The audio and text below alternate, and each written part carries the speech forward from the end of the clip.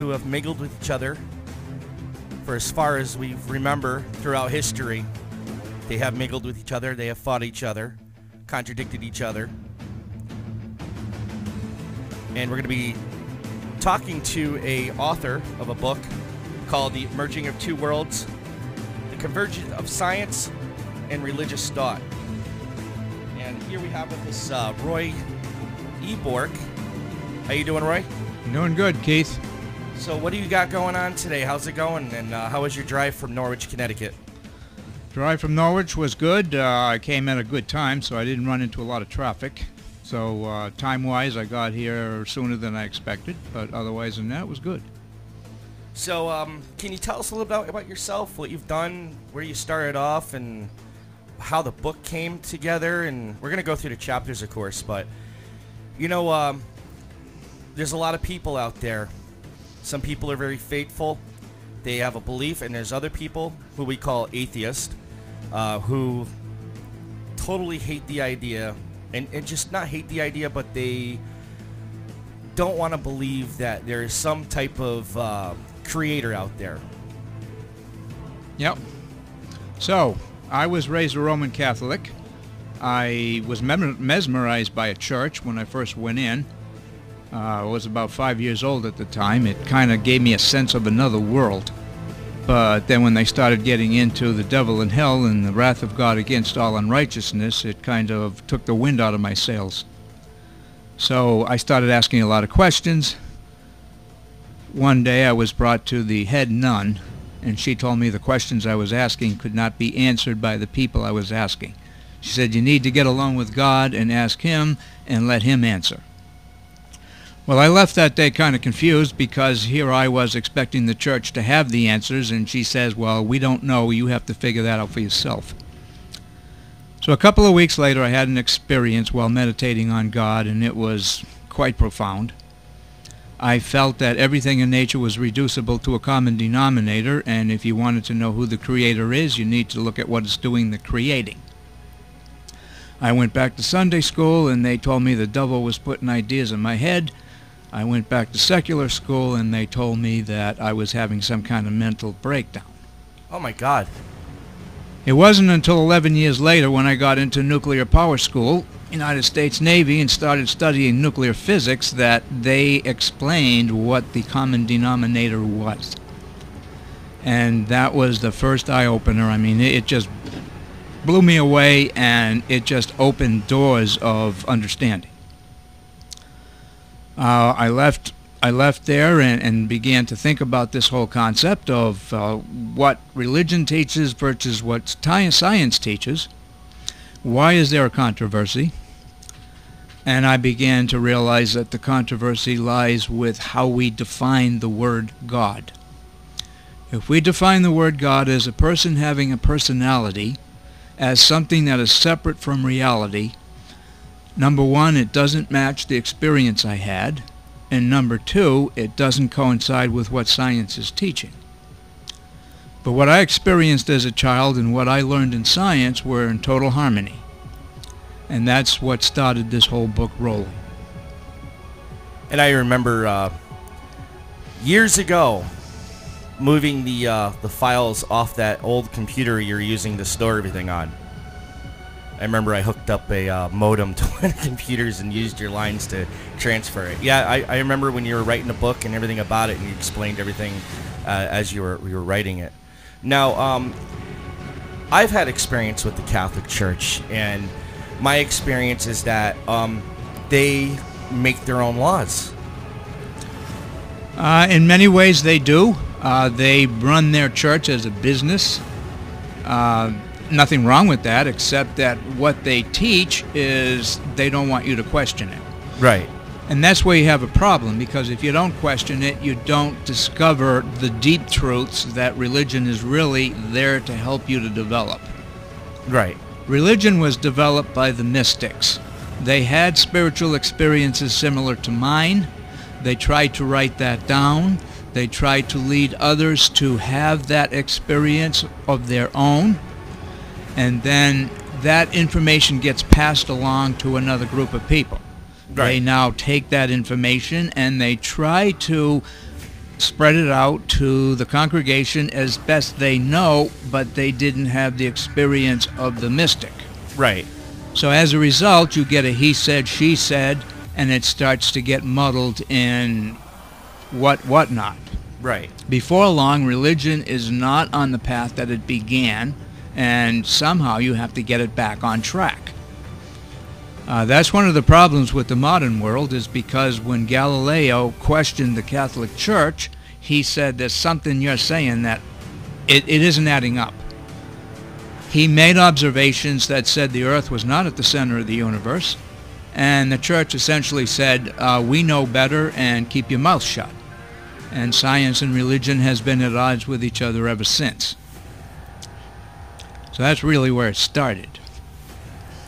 And I was, you took the words out of my mouth. I was going to mention Galileo and how he discovered how everything is, and it went against the Bible. Now, am I wrong to say that? Where does the Bible say that the Earth is in the center, that we're in the center of the universe and everything revolves around us? Is that even in the Bible anywhere?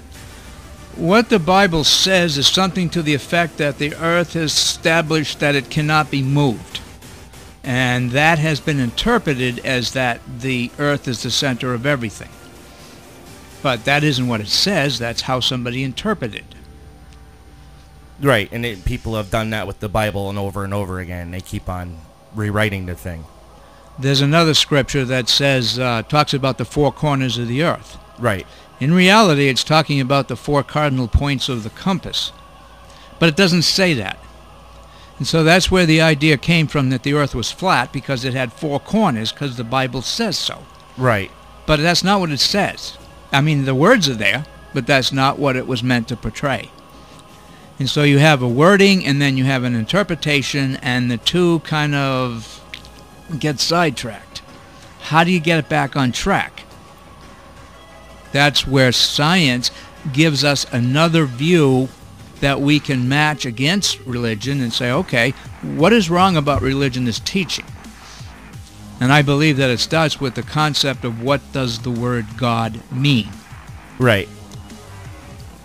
Now, God is, for what I saw in my experience, is the life force of the cosmos. It establishes the laws, the forces, the processes, and the structures of the physical and spiritual world. Without God, there is nothing. But the church teaches that God is apart from reality. And therefore, anytime you can explain anything in science, they say, well, that's not God. We now have an explanation for it. And that's where the two kept getting further and further apart. Just because science has an explanation for it doesn't mean it isn't God. Right. But the other problem is that if you see God as apart from reality, then now you have these two views going in separate directions. Right. So to me, you got to take God and you got to bring it back to what is science telling us that we can equate to God. And when you get down to the subatomic world, it establishes all the criteria that the ancient world said God was. It is everywhere. It is invisible. It is the Alpha and the Omega. It is what is doing the creating. Right. So this idea of God as a male deity is a false concept. And that is what the atheist says, we don't believe it. And they're right. There isn't a male deity out there running the show. Right. So, let me ask you this. Have you ever heard of the Large Hadron Collider? Is that right? Large Hadron Collider. Hadron. Yeah, that's the over in Hadron. Geneva, Switzerland. Okay. I've done some reading and stuff like that, and we talk about how science and religion are trying to work together, and they've talked about intelligent design, and the scientists are starting to say that all this may have not have been an accident, and there's some type of intelligent design behind it. And then I ran into the collider, the large collider that they're building out there, and I found tons of articles written by religious groups saying that this device, which they're trying to use to split particles or smash particles together to find the fundamental building blocks of of the universe and what everything's made out of, and the religious fanatics are saying that this thing is going to open up a gate to hell, or going to split the earth. No, some people are saying it's going to split the earth in half. Other guys were saying that it was going to open a gate to hell. Have you looked into that at all? I've heard about it. They talked about creating a black hole. Right. Well, the fact is, in order to create a black hole, you need an enormous gravitational field, which even our whole solar system put together couldn't create.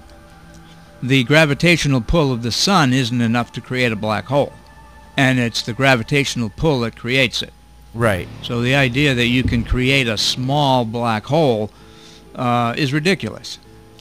But if you don't understand the physics, somebody may be able to convince you that, yeah, they can. And so they had a movie, I think, about creating this miniature black hole, and it's false. There's no possibility of it happening. So again, what about the idea of this creating a gateway to hell? Well, religion doesn't want to accept the fact that maybe science is right.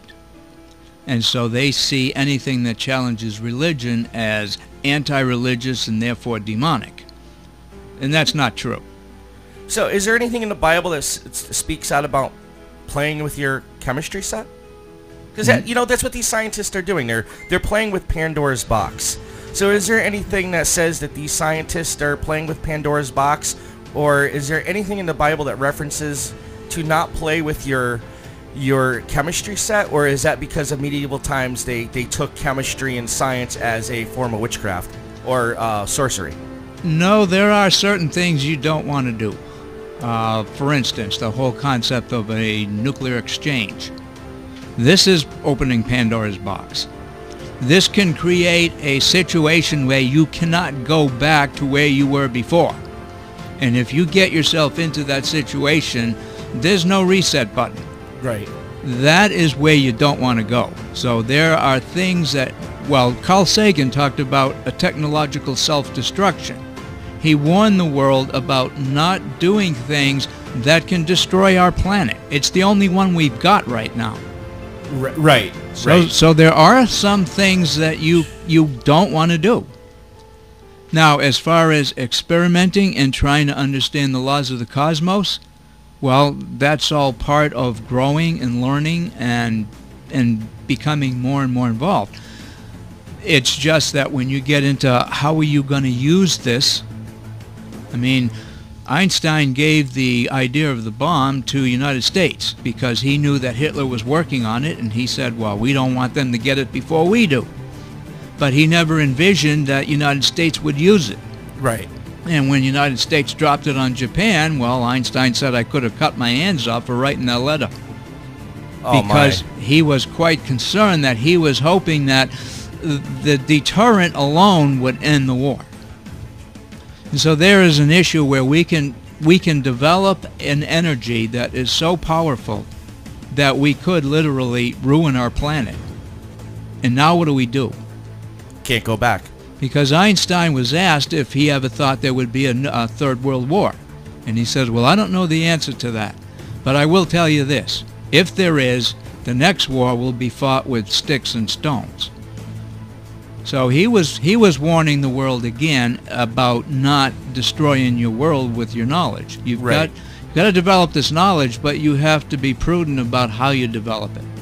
Okay. All right, so we're going to go more towards your book here. Chapter 1 deals with the controversy between religion and science and introduces the idea of split brain psychology to explain why religion and science see things quite differently, if we haven't gone over that already. We haven't, and the idea is that the brain has two hemispheres, and what I discovered in psychology is that they don't think alike. And when they started talking about how each hemisphere thought, that's when a light bulb went on. The left brain is logic, mathematics, language, analogy, and the scientific method. The right brain is music, art, dance, sculpture, fantasy, and imagination. And when they said that, I started looking at the old temples that were adorned in art and sculpture, The old religious literature is all full of mythology and symbolism, so it's all associations. Now, is it possible that religion is actually developed from a right brain orientation, and we have shifted to a left brain orientation in the modern world, and that's why we can't put two together? So do you think that's why we're all confused? So let me give you an example here. Say if I have a stick figure, okay, and I take that stick figure and I put him in a noose and I hang him, you know, like Hangman. The Hangman. Yeah. Okay, that can be confused. That could be someone got hung because of an injustice. That can indicate murder. It can indicate anything. When someone sees that guy, they might think Hangman. It has multiple interpretations. So do you think this is what's going on in history, that we are looking at all these interpretations and coming up with all kinds of speculations, and they're totally wrong? Well, some of them are not wrong, but some of them are, and that's why you have so many different religions, because they see the world differently. Okay, let's get into a major speculation here. Let's go to the Mayan calendar. Everybody was, oh, the Mayan calendar is coming to an end, and the world's going to end, and the polar shifts are going to slide, and our tables are going to be stuck to our ceilings, and the compasses and the electricity is going to go out. Everybody was like thinking, you know, and Hollywood was having a blast. Hollywood was out with all kinds of movies of the whole world's going to have this gigantic earthquake, and all hell was going to break loose across the planet. Yep. So, another misconception, because a calendar ran out. Yep. So, I don't know if that's going to skip ahead, or I should come back to that. Well, I can go into why the world thought that. Okay, go ahead. Let me start with a book called Pole Shift by John White. He had developed this book. He had done a lot of research into the ancient world, and he came to the conclusion that the Earth's poles were going to shift. That's the Earth's magnetic field. North is going to become south, south is going to become north. And he had all these theories that went along with it. Right. Now, one of the major theories is the fact that they had, if you take iron and put it on top of mercury, right, and you put a magnetic field to the mercury, the iron appears to be steady. In other words, it's almost like the mercury has become a semi-solid.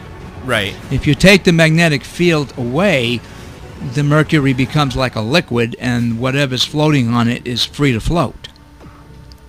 So his theory is that you have a molten core to the Earth, which is this molten material. It's a liquid, essentially. And then you have this crust floating on that. So his concept is, well, what happens when the Earth's magnetic field shifts? Is it possible that the Earth's crust could also become free-floating? And would that explain things like why the North American continent was once covered in glacier at one time and now it's not? Is it possible that the Earth's crust has actually shifted before? Right. And so that's what the basic premise of the book was. Well, he had a lot of theories about what was happening in the 1990s, and when the 90s happened, the predictions didn't come true. So he began to look at this whole issue again. And when he did, he discovered that a lot of his concepts were all based on misconceptions. But the movie 2012 is basically built on the premise that that was going to happen. Of course, it didn't.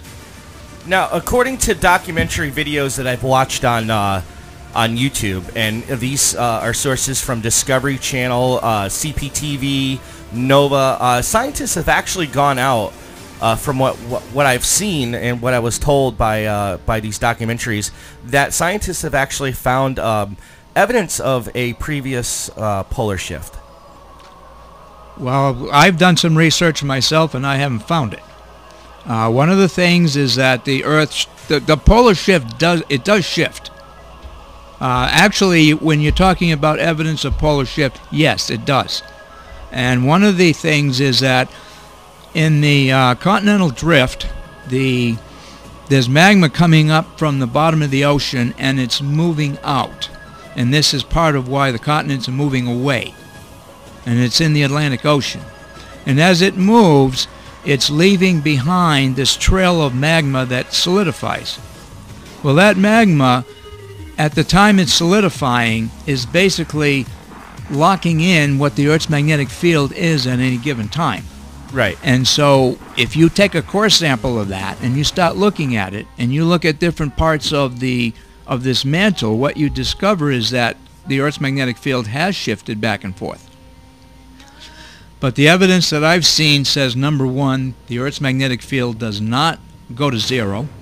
It may change, but it doesn't go to zero. Secondly, it doesn't change abruptly. They said anywhere from 1,000 to 10,000 years for the whole process to take place. So it's not like it's going to happen overnight. The idea of 2012 is that it was going to happen overnight, but it just doesn't. So when the polar shift occurs, we're not going to shake and shimmy and do the electric slide across our kitchen floors. They're saying the minimum amount of time is about 1,000 years. The maximum is about 10,000.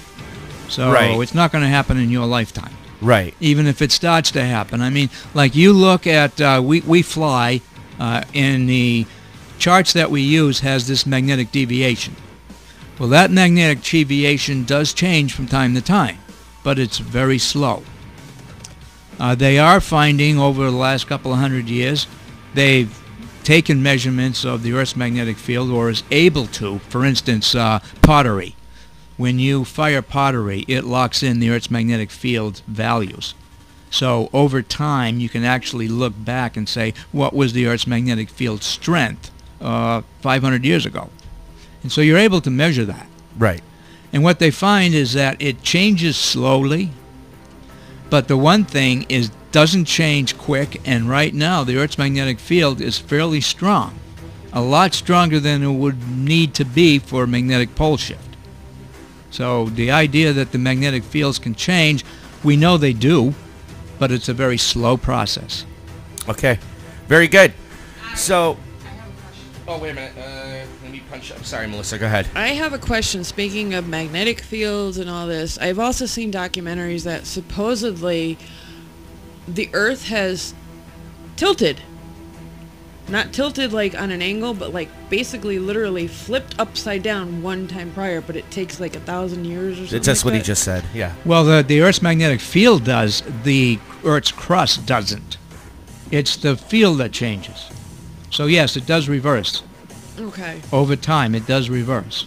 The last reversal was 700,000 years ago, and they say that we're overdue. Right, and they're saying that I guess the birds use that magnetic field in flight. A lot of migration of insects and birds is built on the Earth's magnetic field. Yeah, they're actually able to follow it somehow.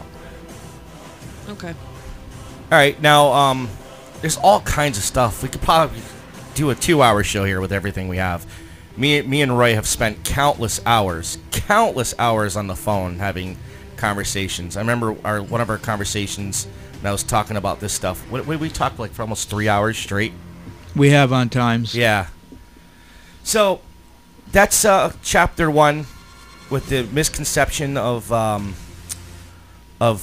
visual references to something going on. Like I used the idea of hangman.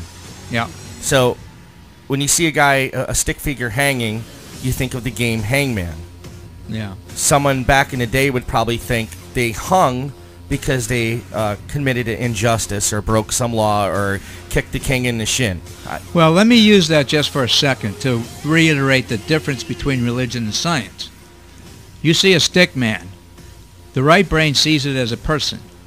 The left brain sees it as lines on a paper. Right. And so the right brain actually tries to create an image out of this and, as you say, tries to develop an interpretation. And a complete story out of a simple stick figure Whereas hanging. the science will look at it and said, no, this is a round circle with a bunch of straight lines coming off of it at different angles. So this is how the right and the left brain think. So if you're a scientist, a stick figure is just lines on a paper. Geometry. Just geometry. Yep.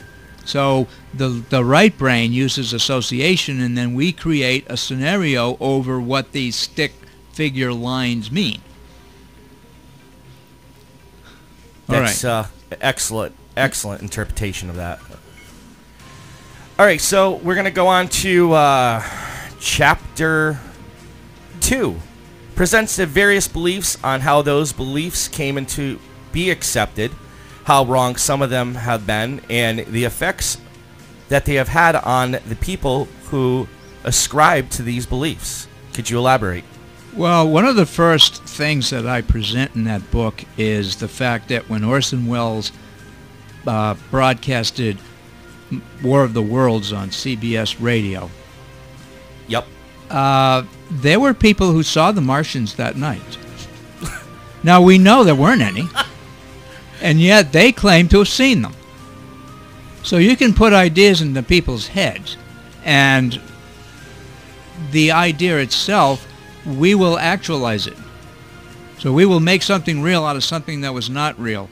One of the scenarios was that this individual was out with a shotgun, and he saw this cylinder, and he assumed that was one of the Martian cylinders, and it started moving. So he shot at it, and the cylinder shot back. So he shot at it again. And the next morning, they found the water tower full of holes. I remember that. The movement of the cylinder was actually created by a shadow effect and the moon's going through trees. So as the tree waved in the wind, the moon's shadow created what appeared to be movement. And if I remember correctly, that story that he did was created on an April Fool's joke. No, that was, it was October 30th, 1938 as a Halloween. And the reason why he did it is because he didn't like the way that the news media was carrying the war going on in Europe. He felt that people were believing everything they heard. So what he did is he presented the story the same way they were presenting newscasts over in Europe, and the idea was he didn't think it would go as far as it did. He was quite surprised at how much damage resulted from it. He expected that people would say, well, it was quite a story, but he didn't expect the panic that it caused. The reason why I use that story is the fact that you can make people believe something that is absolutely not true at all, and the effect that it has on them is according to how they perceive it. Now, they perceive their survival was threatened. And when we go back to this concept of hell and eternal torment, we perceive that our survival is threatened. And so it creates a very strong emotional content. And so a lot of times religions use that to motivate people. Well, you don't want to go to hell. And they make it as this terrible place, just like your survival is threatened. Eternal torment is a big threat. And that's actually what sparked my questioning when I was a child, because that's what I was looking at. I felt like I had this big rock ready to tumble on me, and I needed to find out, hey, what's the truth? Excellent. So, now this is again Chapter 2, correct? Yes. Yeah. Do you have any other elaboration on this and how it gets people to be fooled, or they get these images and stories? Well, the concept of devil and hell. Let's look at the devil. The devil is the horn god of paganism. It's this guy with two horns and a pitchfork. Right. It's actually a pagan symbol. It doesn't come out of the Bible. You won't find it in the Bible. But it's something that was integrated into religion over years. The horn god of paganism was chosen as a symbol, the goat versus the sheep. And the reason why they chose the goat is because the goat is a stubborn animal, and a sheep will be able to follow a shepherd. So when you have everybody working in one accord, trying to make something happen, like sending a man to the moon, you need sheep. You need people that are going to follow orders, do what you want them to do, and work in accord. And when you got somebody that says, you can't tell me what to do, then they're regarded as a goat. And so that's how the horn god of paganism was chosen as a symbol for the devil. There is no such character. But the character, the kinds of emotions that go on inside of us the character helps to elaborate on those emotions. So it isn't the character that's real. Mr. Unstressed Furnace. Sorry, go ahead. It's not the character that's real. It's what the character represents. And so Right. this whole idea that you have the devil on one side and God on the other is actually comes from the carnal versus spiritual battle that you see in religion. Carnal is the animal passions. We evolved from an animal. Those passions are still part of us. And so the purpose of religion is to try to transform us from man as animal to man as an enlightened soul. And how you get there, well, like I say, the religion sometimes gets it all not in exactly the way it's supposed to be. And then people come away with it, well, religion says this and says that, and they're not really getting it the way it's supposed to be. Right. All right, well, we're going to be right back. We're going to take approximately a 70-second break here. We're going to go to a couple commercials, and we'll be right back. United FM. United FM, powered by 21 gigawatts. What the hell is a gigawatt? colorhost.co. Check out colorhost.co for all your streaming and web hosting solutions today. When this baby hits 88 miles per hour, you're gonna see some serious shit. Looking for a game system or games? Or maybe a piece of stressed or unstressed furniture at a reasonable price? Or maybe you're a Kiss fan and you're looking for that perfect memorabilia piece that you've searched all over for, but still haven't found? Well, Second Chance Thrift Shop just might be the place to find your next piece of furniture or Kiss memorabilia piece while supplies last. Second Chance Thrift Shop offers different items from clothes at reasonable prices to electronics and game systems, and games at very low prices. But that's not all they offer. They also offer jewelry and books and other finds at very low prices. So stop on by the Second Chance Thrift Shop located at 523 Main Street in Torrington, Connecticut, across from Walgreens. Come on down and find your hidden treasure today. Kicking down the barriers of sound. United FM. This is United FM. We're back, and I think Roy has rejoined us in the studio. I think. Yes. Okay, he's back. Probably help if I get your microphone back up. Ray, you with us? I'm there. Melissa, you with us? Yep. Okay. I don't have a board operator, so I got to do this all myself. You're doing well. Yeah. Well, I was gonna break the song. And that's Ray. on If you need a break, like I can break this to one song. I'm all set. You're all set. All right. So we're moving on. We're gonna move on a couple of more chapters here, and then we are gonna break to a couple of songs. I'm gonna take it easy just in case I have some listeners out there that are not into the heavy stuff. We have some 80s rock ballads. Ballads. I said ballads. Just like I say Norwich. Notch. Roy's got that Norwich accent going on over there. One of our listeners says our show is very interesting. Thank you. I appreciate that. We're trying to make it as interesting as possible. But anyhow, let's get back to the topic here. Chapter 3 talks about Roy's own walk of faith, some of the spiritual experience he has had, and what those experiences have taught him concerning the teachings of religion, including their ties to science. Roy, would you like to go on about Chapter 3? Well, the first experience was the one I told when I was 9 years old, and that was kind of confirmed by science. When I was in nuclear power school, I was having issues about the whole concept of God. And it was a question of, okay, where do we go from here? So I had 2 more experiences. And what these spiritual experiences did is it brought me, you might say, to a higher level of awareness. I no longer felt frozen in time. I'll give you the experience. I was walking down the pathway. I saw a street light. It was a nice, warm evening. It was starting to cool off, and there was a haze and it was sort of mystical. And I looked at the street light, and I saw the sun in my mind's eye. And I'm asking myself, why am I seeing the sun in the mind's eye? The mind's eye? My mind. In other words, it was almost like I was having a dream. Okay, go on. What I saw was a whole series of events. I saw the sun lighting the earth. I saw plant life taking the earth and converting it into energy, what we call glucose, the food that we eat. Over time, this built up. Geological forces buried some of that plant life. Over time, the plant life was converted into fossil fuels, coal, oil, and gas. In time, we dug that fossil fuel up. We brought it to a power station. We burned it in a boiler. The boiler produced steam. The steam turned a turbine. Turbine was connected to a generator. Generated electricity. Electricity went out on the grid.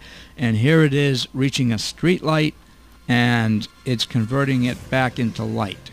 So the light that I was seeing originated from the sun eons ago.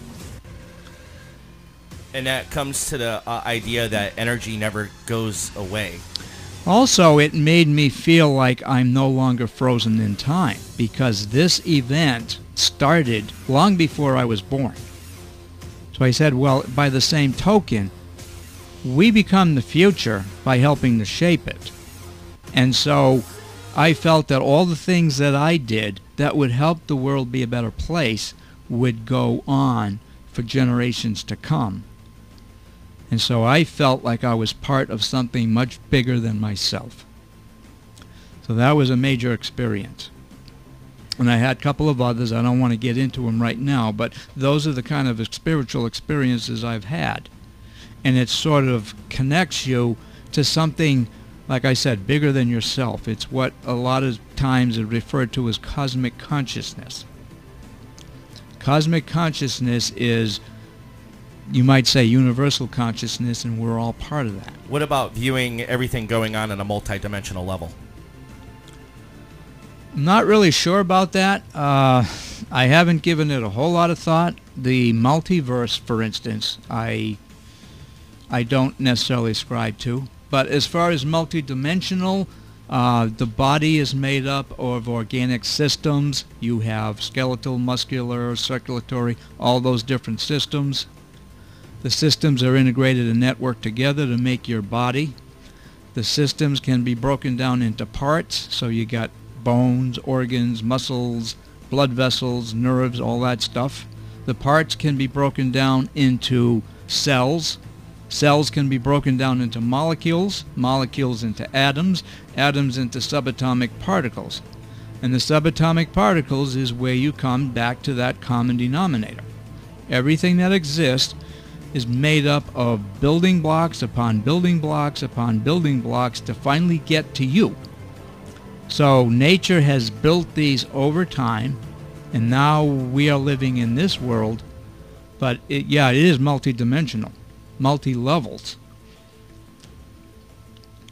I also believe that there are multi-dimensions to spirit. So what I normally experience every day and what I experienced in these spiritual experiences, like two different levels of experience. Not very many people have had a spiritual experience that they can actually relate to what I'm talking about. Right. Well, you've had different types of spiritual interactions from what I read from your book, and one of the most interesting ones was with your wife, and I think that's down a few more chapters. We'll get into that after. That's the next one. Oh, it is? Chapter 3. Yeah. So do you want to jump off of chapter 4 and go to 5? Well, chapter 4 is about my first wife. That's And your where first, you're asking. your first wife was the one that was reading the cards correctly? Yeah, she was. Okay. Now, let me tell you something. This is what I've learned throughout all my different studies. All this nonsense of talking to the... Well, this is what I believe, and this does not reflect the views and opinions of United FM Radio or its staff, but of me individually. I have, what I've read and what I understand, that communicating with the dead is impossible. These guys that go on these TV shows, they're con artists. They review the people that before they come in. Even nowadays, it's even easier to do that. All you got to do is go on someone's Facebook. Facebook has turned in... Let me back up. I can give you a little bit of information on that. I actually attend a National Spiritualist church. Right. Now, let's say a dead one passes on. or a loved one passes on. In the Bible, listen, I'm not trying to preach here. I'm going by what I studied, okay? What I studied from... Well, I just want to give you a little idea of different ideas concerning it. Right. But remember that the Bible states, again, I'm not trying to be a preacher here. I just know what I know. Okay. The Bible clearly states in all different Bibles, and actually different platforms of religion, that the dead are conscious of nothing. There is that teaching, yeah. And there's a barrier between earth and heaven that is not, it's not crossed. Yeah. Once your loved one goes over to heaven, that's it. They're there. E.T. can't phone home. It's not happening. I have a question about that. Hold on. So, Roy, go ahead. Well, here's the thing. Loved one passes on. So some medium comes along and says, I have a message for you from your loved one. Right. And only you or your loved one would have known. Right. So the question is, are they actually talking to your dead loved one? From what I studied, no. Well, here's the other concept. You know, as well as your loved one. So is it possible that they're actually reading your mind and not that coming from a dead loved one? In other words, the thoughts are coming from you. They're not coming from the one that passed over. Right. It's very possible because when they tell you things about your loved one, you know. The information doesn't have to come from the loved one that is crossed over. It can come from you. Right. So the question in my mind is, who is the medium reading? Are they reading on the other side, or are they reading you? Now there's another thing, and it's called the Akashic Records. And Edgar Cayce had been involved with the Akashic Records. He was called the Sleeping Prophet.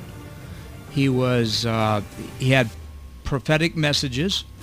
These messages, he claimed that while he was in trance, he went to a place called the Akashic Records, or the Hall of Records. And he would meet up with the keeper of the Hall of Records. And this keeper of the Hall of Records would take him and he would extract the information he needed for the individual he was trying to help. Now, the person he was trying to help was a living person. Maybe a medical problem or a mental health issue. That's the person he was trying to help. And the Akashic Records, from what he said, contains basically a memory. It's the universe's memory of anyone who has ever lived and everything they have ever done, ever said, and the intentions of why they did it or said it. Do you know what this sounds like to me? What? This sounds like Indians smoking the peace pipe. We all know what's in the peace pipe, people. Oh, yeah. Okay? Sitting around a fire, seeing stuff. Going into the spiritual realm. Yeah. Was there something extra in that peace pipe? Well, the thing is Edgar Cayce never smoked peace pipe. Okay. When he went into trance, he was perfectly normal. He got into a state of mind that was, in his eye, otherworldly. So he went into some type of super... You might say superconscious state. Or meditation. Yeah. Now, he claimed that this Akashic Records is the same book of life that you will read in the book of Revelation. So when it talks about opening the book of life, he's saying that's what it is. And that's what he was able to access. All of his information is now contained in the Association for Research and Enlightenment at Virginia Beach, Virginia. And the reason why it's there is because the number of times he was right was extraordinary. Right. The doctors would have a problem. I'm going to give you one case example. There was this woman who had a skin lesion, and the doctors couldn't cure her. So they consulted Edgar Cayce. Edgar Cayce went into trance, picked up what he called the record for this person, and said this person was bitten by a brown recluse spider. Now, he had never met this person. He had never had any interaction with the physician's information. But he told the physician that the venom from the brown recluse spider is what is causing the infection, and it needs to be drawn out, and he told him how to do it. Right. He said, you would need a certain salve. And the doctor said, well, we used to have that salve, but I haven't seen it around for a while. So this was reiterated back to Edgar Cayce, and Edgar Cayce said, go into your cabinet. If you go on the third shelf behind this particular bottle, you will find some of the old salve behind there. And the physician went into the cabinet, and there it was. I mean, how many times can you be right with something like that and somebody says, what's going on? Yeah. Yeah, it was extraordinary. So that's why all of his records are now being looked at, because it may have medical information that is helping other people. And he wasn't a medical doctor, and yet he was able to produce information that helped the doctors with their patients. Out of nowhere. Out of nowhere. So let's move on to your spiritual experience with your wife, and there was part of it that really brought chills down my spine, and this was when she said, they tell me. So could you go on with that? Who's telling her? Like, what happened? What was she told? What's the story behind with your first wife? Okay, let me give you a little background. My wife was severe victim of abuse, both physical, mental, and sexual and psychological abuse. It had caused her to go into other states of mind. And when I met her, she was one of the first persons that I could talk about spiritual experience, and she knew what I was talking about. So that's how we got involved. So we used to play a card game called Rummy, and she used to tell me what card I should play, and she never mentioned a card I didn't have in my hand. So I got the impression that the cards were marked.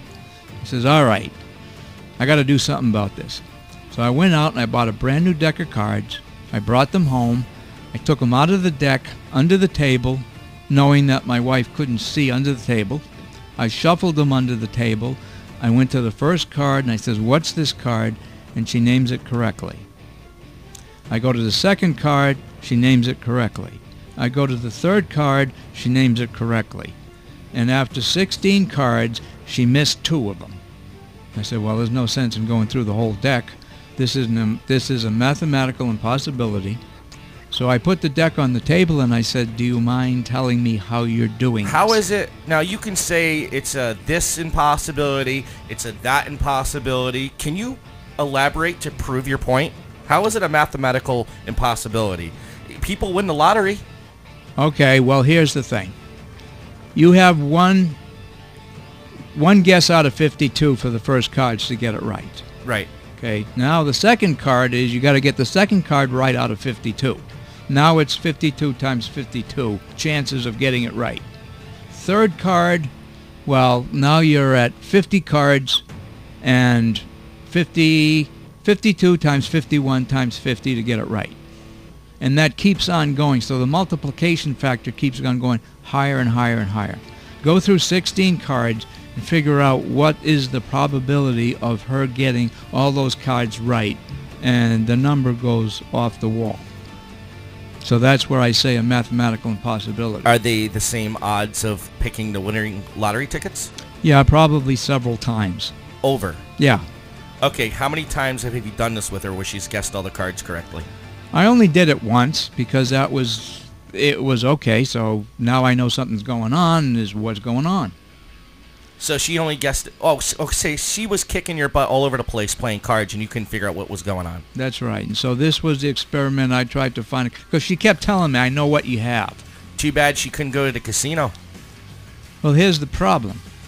Well, maybe she could, but... Do you think she was card reading? I mean, there's all kinds of factors involved here. How do you card read when the cards are under the table? I mean, she couldn't even see the deck. I made sure that she couldn't see any of the cards. And I know what you mean by card reading. They do that in blackjack. Mm-hmm. Right, or card counting. Yeah, card counting. But card counting is a whole different ballgame in telling you exactly what number and suit you have. So what she was doing was way over the mathematical count for winning the lottery, picking the winning lottery numbers. Yeah, that's what I figured. Okay. So then I said, how are you doing this? And she paused for a moment and she says, they tell me. Who's they? That's what I asked. Who is they? And she says, these people inside. And I says, what people inside? She says, I don't know how to explain it. There's these people inside and they tell me things and I just know. Well, I didn't know what else to ask her after that. Let me, I'm sure there was a lot of subconscious thoughts with this, and you probably don't remember, but if you could try to go back to that moment of time when she told you this, what maybe one of the few thoughts that crossed your mind? Were you thinking exorcism or something? Not at the time. That would follow up later. They tell me? Who in the hell's they? Well, I had the suspicion that she was tapping into a spiritual realm that was way over my head. Right. But I had no idea where it was and what was going on. Well, according to Scripture, again from my readings, and I'm quoting the Bible here in different spots. I may not be 100% accurate, but I'm familiar with you're not supposed to talk to spirits. You're only supposed to. The only spirit you're supposed to talk to, according to Scripture, is the big man. According to the Scriptures, if God wants to tell you something, He'll tell you, but you're not supposed to go off looking for it. Tarot card reading and playing around with Ouija boards is considered to be asking for trouble. Or opening doors you don't want to get into. Opening doors. My mother started to do that. She was getting into parapsychology. She had read a book. And this book was starting to get into, can a person affect you from the other side of the grave? And in the process, she heard a knock on the door, or on the house. She went outside and there was nothing there. So she went back and she was reading some more and she heard 2 knocks. She went back out and there's nobody there. And she goes back to reading some more and she heard three knocks. And by that time she started getting a little scared. She went outside, there's nobody there. So she said, well, maybe I'm getting into something I'm not supposed to. So she put the book down and she never read it again. Too late. What were the after effects? Anything? No, but the following day she had talked to a friend about what had happened. And the friend said, when did this happen? She said, well, about 9 o'clock last night. She says, boy, was my dog ever acting strange and looking toward your home when that was going on. It was like the dog was sensing something. Now, that's all I can go into it, but the idea that there are some things you're not supposed to open. Right. I mean, we have to live our lives. We can't live our lives according to people that are no longer with us. We have to live our lives according to the people that are still here. Right. And when people get too caught up with dead loved ones, well, they're no longer dealing with the life. Like, you're going to do all this stuff to be concerned with your loved one who is no longer here. You're not paying attention to the people who are here. And I think that's where the issue comes from. And that's where all the mistakes are made. Yeah, because you're not taking care of people now. You're taking care of people who aren't here anymore. Now, could you tell us, if you don't mind me asking, if it's too much, that's fine. What happened to your first wife? My first wife was killed in a bicycle accident. On Union Street, I remember you told me. I'm going to bring a few things into that. I had a roommate in the Navy who, 4 years before I met my wife, wanted to read my tarot card reading. Right. And I said, no, I don't want you to do it. And he says, why not? And I says, well, I got enough problems now. I don't need to know them all at once. He says, yeah, but it might be fun. And finally, he talked me into it, and I says, all right, humor me, because it looks like the guy just wasn't going to give up. He saw my first wife's death, and that was 4 years before either one of us had met her. What? Yeah. Now, I'm with my wife. We're going through all these episodes, and I'm realizing that there's situations here that are over my head. So I started praying for a solution. And I was introduced to this charismatic Catholic deacon who walked me through everything that was going to happen until my wife passed away. And she told me why God had put us together. She told me that God was using me to lead her back to Him, and when she was ready to accept Him unconditionally, she was going to take Him, or He was going to take her. So when she died, I was sort of like prepped for it. But those were 2 premonitions, one by a former tarot card reader, and one by a Catholic deacon. But this Catholic deacon was a spiritual guide, and she walked me through the whole process. So when it happened, it didn't catch me by surprise. Let me guess, when your roommate did the first one, you were probably like, whatever. But then the second time you get the same results, you must have been like, okay, there's something I need to do. Yeah, because the first one I passed it off as, well, maybe, maybe not. But when it happened again, it sort of confirmed the first one. And it brings into question this concept of randomness in the universe. How could somebody know something before it happened, any more than how could I know the principles of physics before I learned them? It really opened a door that there's more to religion than we're hearing. And it's not what organized religion is teaching. It goes into what we call spiritual experience. The spiritual awakening, you look at Hindus and Buddhists, it all talks about awakening, and it talks about enlightenment, and it's talking about higher levels of consciousness. And So- that's really where it's all at. So let me say something here. Right now, all our minds, most people, represent a single grain of sand in a sandbox. Okay, yeah.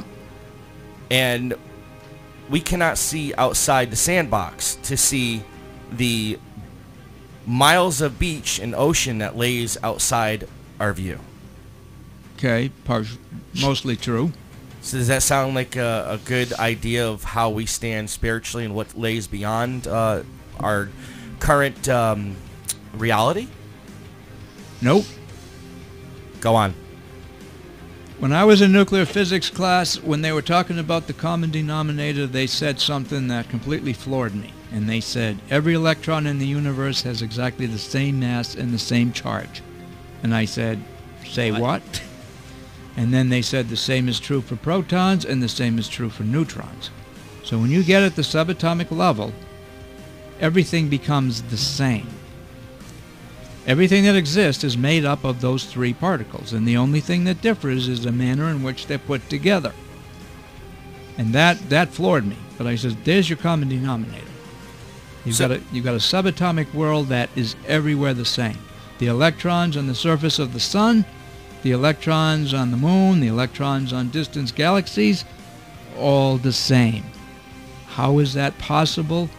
If you ask that to a physicist, he'll tell you, I don't know, don't ask the question again, and he'll change the subject. So let's go on. I don't know how to explain it. Like there's just things that are impossible for us to see and understand. I say they're impossible because let me give you another idea. Back in the day, because they didn't have satellites, we couldn't have a view from a different perspective. Back in the day, Columbus and all those guys, the medieval guys, said if you sail too far, you're going to fall off the end of the planet. So they didn't have rockets and rocket scientists and satellites to kick up into space and say, hey, can you give us a bigger view of what's going on here? That's right. So their minds were closed. No, they knew that Columbus knew the Earth wasn't flat. But other people thought it was flat. Other people did. So we're talking about these people that are a little grain of sand that can't see outside the sandbox. How did Columbus see outside the sandbox? Am I using this as a good representation? Yes, you are, and let me tell you how he saw outside the sandbox. He would watch a ship leave port. The further away it got, he would look at it through his telescope, and he saw the ship appear to sink into the sea. And when the ship returned, the first thing he saw was the mast of the ship, and then the rest of the ship would rise up out of the sea as it approached port. And he says, it's not possible that this ship is actually sinking in the water and then rising up out of the water. So that is what gave him the clue that there had to be a curvature to the Earth. So he knew the Earth was round, because that was the only explanation that would explain what he saw.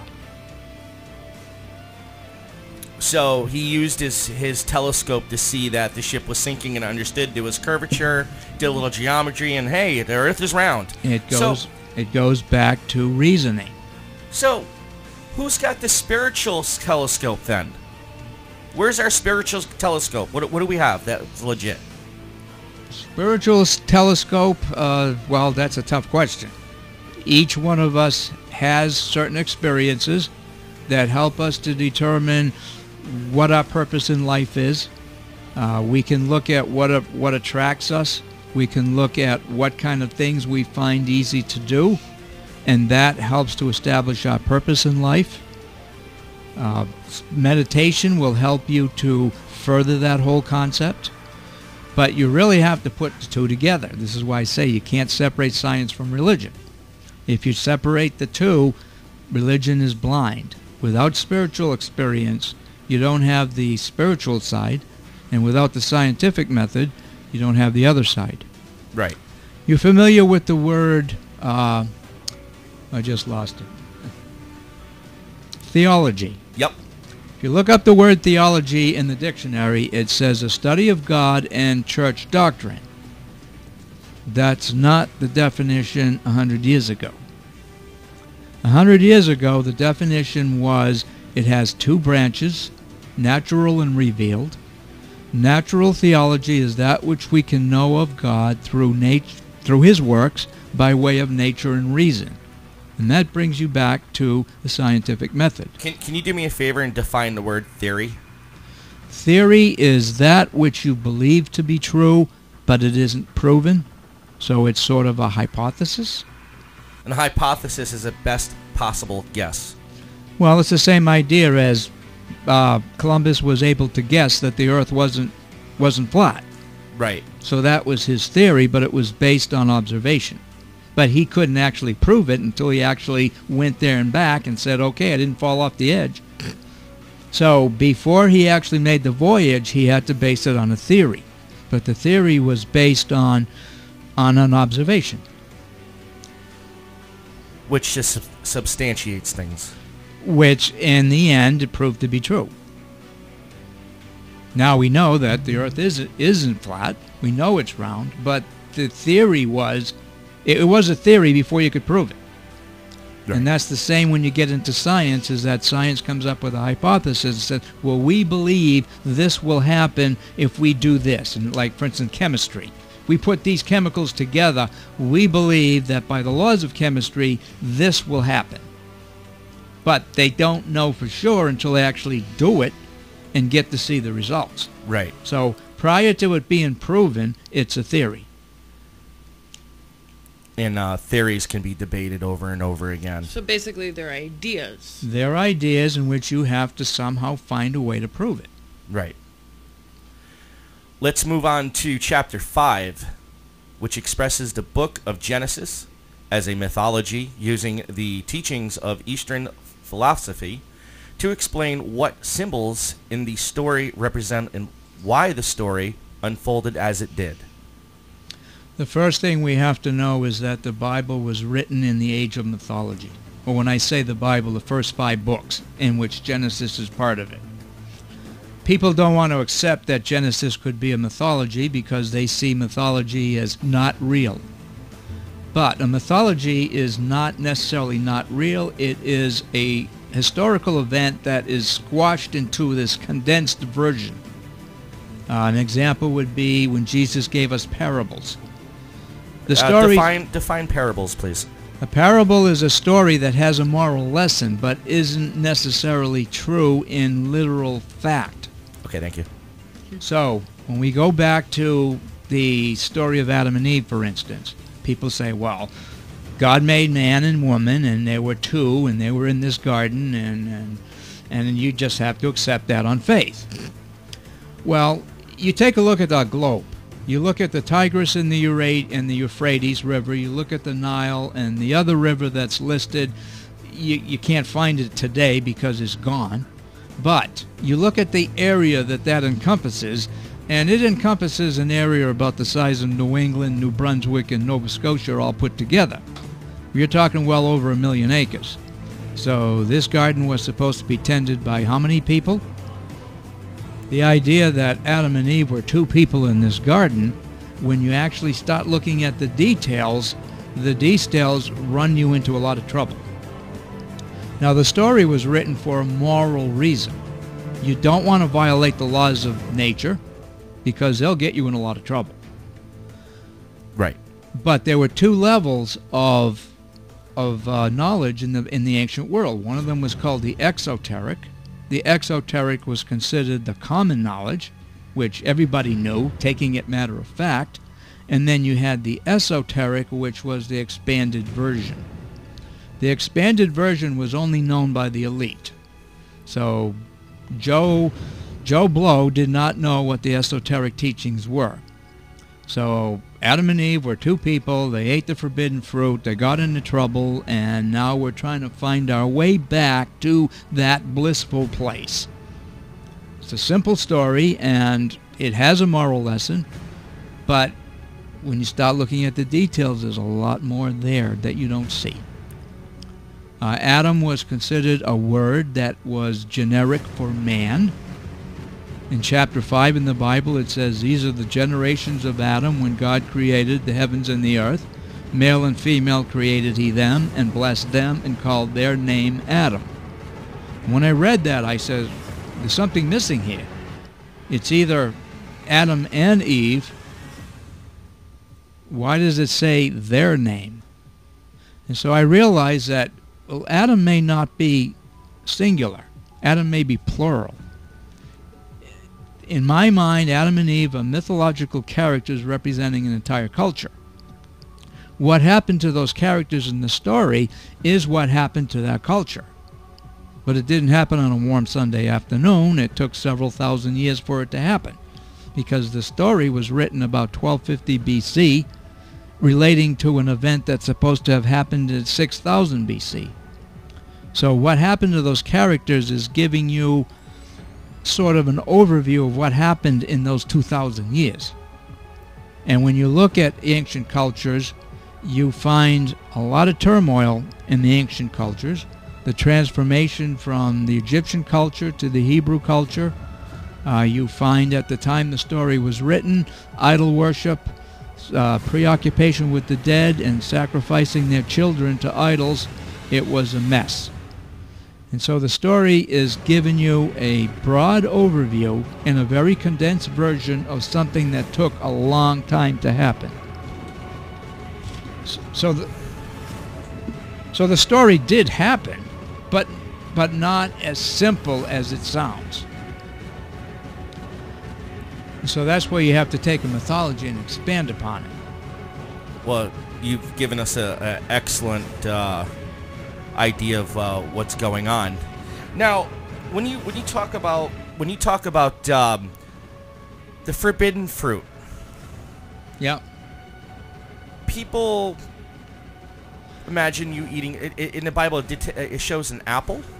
Well, the only reason why they use an apple is because the word apple is the only fruit mentioned by name in the Bible. And it's not in the book of Genesis, it's a later book. But because that's the only fruit mentioned by name, they said, well, okay, we're going to use that. No. But, go ahead. Yeah. When you're talking about the trees of the Garden of Eden, we assume an orchard. So, apple trees, pear trees, orange trees, that's what we're imagining in the minds. But when you go to a symbolic level, it takes on a whole different meaning. Right. A tree does not necessarily mean a tree as we're used to when you're dealing with mythology. No, if I remember, is my mic on? Okay, if I remember correctly, that tree was actually the tree of knowledge. No, it was the tree of the knowledge of good and evil. And next to it was the tree of life. So there were two trees in the center. Right. So the knowledge of good and evil and the book and the tree of knowledge are two different things. I would like to give my interpretation of the forbidden fruit. Go ahead. Forbidden fruit. I think that, again, my strange idealistic way, is that technically Adam and Eve were never to hit puberty. The forbidden fruit is sinful thought.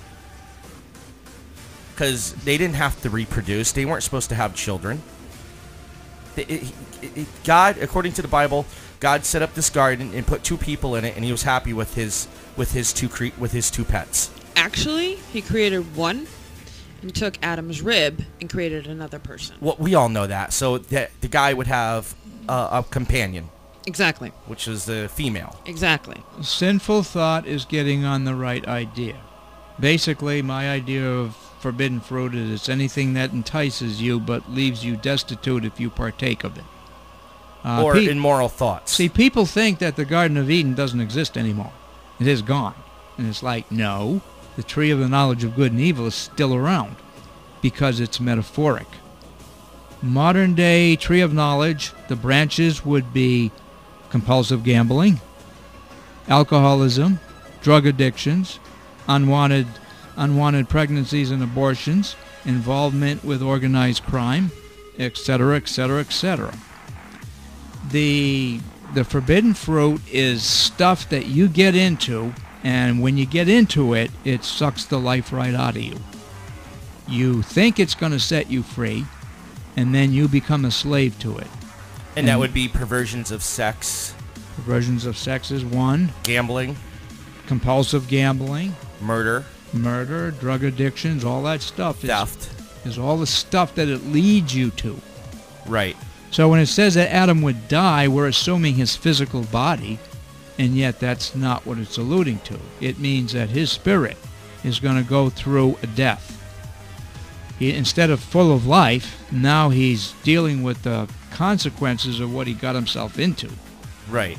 Basically, it goes back to Carl Sagan. If you get involved with a nuclear war, guess what? You are going to have to live with those consequences no matter how grave they may be. And there is no reset button. So, while we're in here with talking about the tree of knowledge and the forbidden fruit and sexual moralities, maybe I should go for a commercial break here. Immoralities. Now, I'm going to touch something here that's probably going to set off a nuclear bomb. And I'll say right now, I'm not someone to judge anybody. I have nothing against people who have relations with the same sex. But what does the Bible say, or what does the tree of knowledge, how does this all tie into homosexuality? When you read the Old Testament, it says that a man should not wear the garments of a woman or vice versa. And it gives you the idea that homosexuality is a sin. There's two ways of... He's talking about wearing clothes, like... Yeah, but it also talks about that they shouldn't lie with one another. Okay. So a man shouldn't lie with a man, woman shouldn't lie with a woman. Why? Because it's against the Bible. It's against, but listen, the Bible, according to a lot of people, the Bible is filled with information that is supposed to keep us healthy and live a happy life. Yeah. It's providing we follow the laws of this book. Now, let's take that one step further. The rule that I just said is not written in stone. There are only 10 commandments written in stone, and homosexuality is not one of them.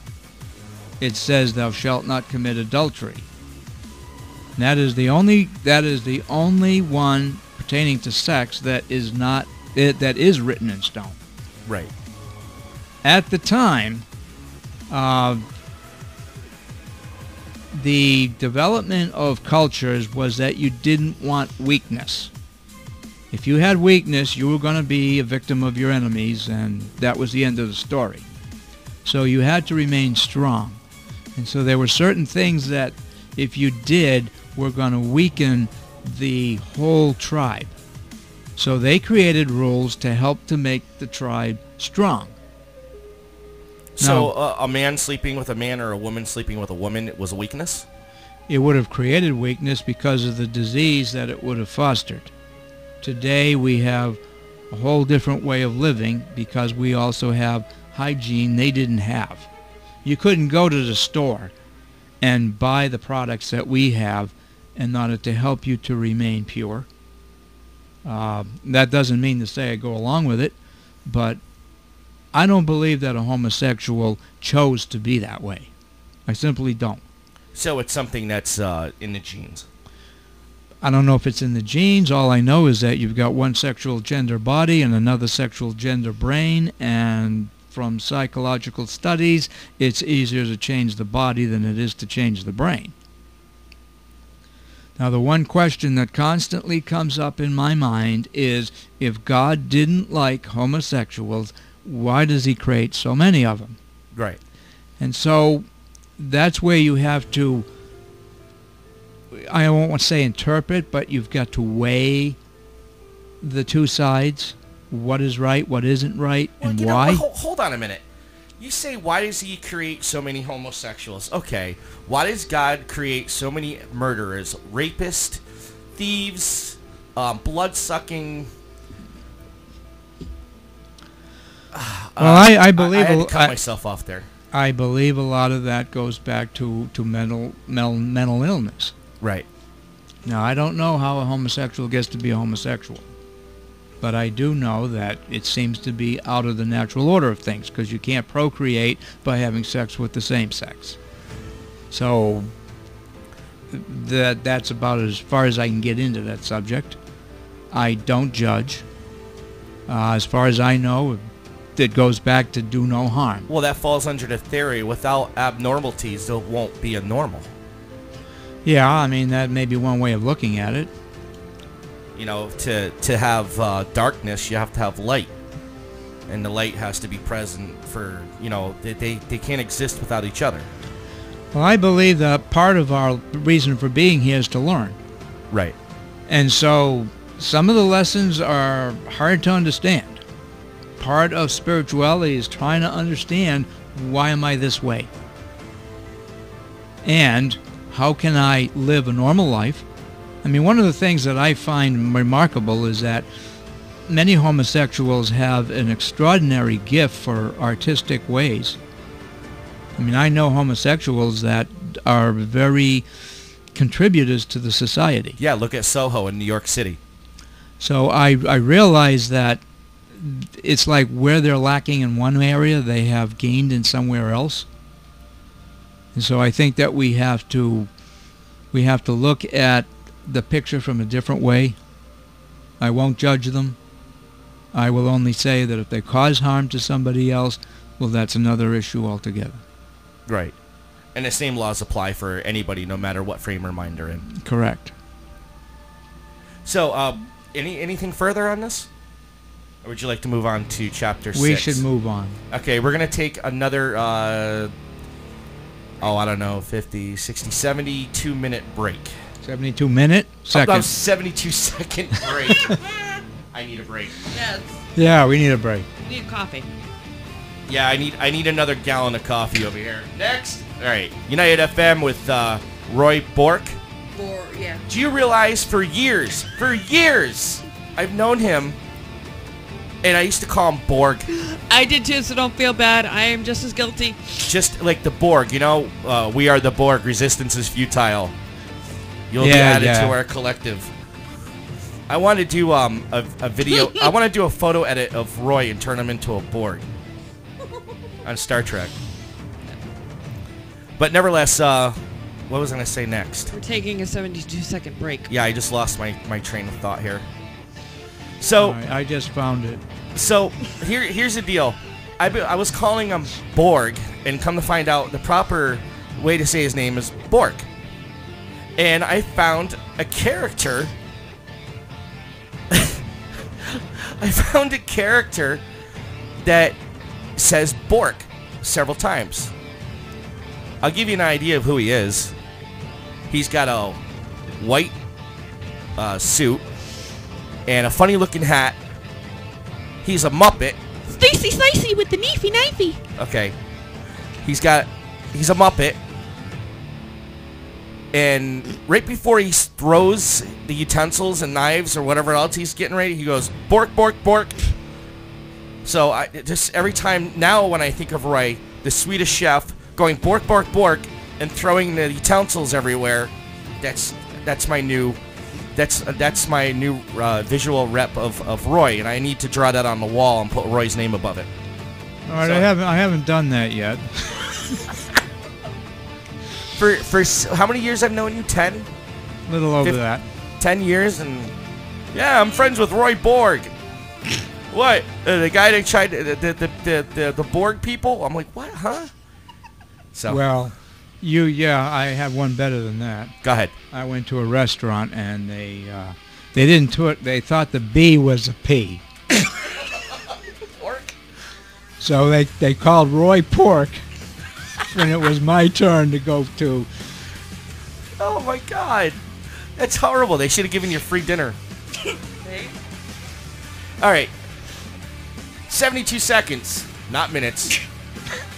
We'll be right back. United FM. Looking for a game system or games? Or maybe a piece of stressed or unstressed furniture at a reasonable price? Or maybe you're a Kiss fan and you're looking for that perfect memorabilia piece that you've searched all over for, but still haven't found? Well, Second Chance Thrift Shop just might be the place to find your next piece of furniture or Kiss memorabilia piece while supplies last. Second Chance Thrift Shop offers different items from clothes at reasonable prices to electronics and game systems, and games at very low prices. But that's not all they offer. They also offer jewelry and books and other finds at very low prices.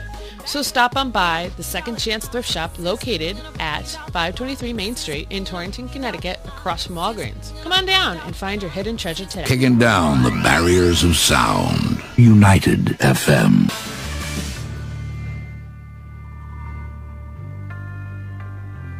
United FM. That break was not long enough. Not by a long shot. So we might have to break to a song, but I don't really want to have to do that. Ray, you in there with me? I'm here. You here? I'm here. You copy? I copy. All right. We're going to go on to Chapter 6, which uses the wait a minute. Didn't I already read this? Yes. Yeah, because we had talked about Book of Genesis is going to Exodus. Chapter 8. Okay. Chapter 8 explains why good and evil exist and what we can do to change it for the better. Go ahead, Ray. Good and evil. Well, it's relative. One man's victory is another man's defeat. You get two groups of people and they're going to go to war. And one of them is going to pray to their God for success. And the other one is going to pray to their God for success. And guess what? They're the same God because there's only one. And so how does God answer the question? It's basically has to step back and say, okay, fight it out and let me know how it turns out. The energy from the sun strikes the earth. Photosynthesis turns it into glucose, which is food sugars for the animal kingdom. As long as there's more food than there are animals, not a problem. When there's not enough food for the animals, now you have a problem. And just about every war that exists comes down to the imbalance of nature. We have too many mouths to feed and not enough food. And so you have territorial disputes between various cultures. You have disputes about who's in charge. You have disputes about who gets to have the resources and who don't. And so you have the pecking order of the animal kingdom crossing over into the animal kingdom. And that's what you see when you look at humanity. The people in charge are all trying to climb the ladder of success. They all want to be top dog. And bottom dog, well, pawns in the chess game of life. And a lot of evil results from that principle. Now, I think a lot of evil can trace back to mismanagement of time, money, energy, and resources. You can't breed like rabbits and not have a problem. Someone is going to have to give up the ghost. And who's it going to be? And that's where you end up with all these political disputes. Right. Is, I'm not dying, you're going to have to. That's basically what it boils down to, but it's more complicated than that, but that's the fundamental level. There isn't enough food to go around. And so that's why you have sexual taboos in all of the ancient cultures, because if you weren't responsible enough to take care of your offspring, who's going to take care of them for you? Right. A lot of good and evil comes from that. Good and evil also comes from, like we talked to earlier, getting ahead of yourself. In the energy production field, energy can produce some awesome results, but it can also produce some devastating results. So you don't want to get somebody that's driving a crane that isn't crane qualified, because he's going to drop a load on somebody, and that's evil. Evil is anything that suppresses the prosperity of life. So I see good and evil as good is that which enhances life, evil is that which suppresses it. And it really comes down to interpretation, but it's how you interact with the world around you. So that's my basic explanation there. Okay. And you have nothing further on that? Not right now. Okay, so we're going to move on to Chapter 9. And Chapter 9 is delves into the process of the mind and how our thoughts are affected by the conditions that surround our daily lives. We're dealing with consciousness here, and there are many things that affect them. One of the things we're discovering is environmental conditioning. There are a lot of people who do bad things, and they're tracing it back to a bad upbringing. So it's the way you way you train your children, that's what they become. If you train your children how to do good things, they're going to do good things for the most part. Right. If you put, I mean, they say, well, what about children that come from rich families? A lot of it has to do with the expectations put on the child. And what happens is that the child is being met with very high expectations, and it's a difficult process to manage. So some of them crash under the pressure. So it's not that you didn't teach them right, it's that too much pressure. Right. So that's part of what happens there. When it comes to consciousness, I'm going to give you a couple of scenarios. There was an individual, he was a good Christian family, good Christian husband, good Christian father. And then all of a sudden he started acting up. Well, the wife thought something was going on at work, and work thought something was going on at home. So they checked into it, and no, there's not a problem on either side. So they sent him to a neurologist. And the neurologist ended up discovering that he has a brain tumor. And this brain tumor was developed in an area that controls aggression. And so he was developing aggressive behaviors, and it was a physical problem. Those are the kind of things that can happen when it comes to how does the mind work. I have another example of that. Let's talk about diabetes. Okay? I remember my doctor telling me that, remember back when I was a totally different person, oh God, what, 5-6 years ago? Yeah. How would you say, I mean, this is where it gets personal. This is where I get Howard Stern and dig into myself as an individual. And I'll just give you guys a heads up here. I mean, this is quite incredible.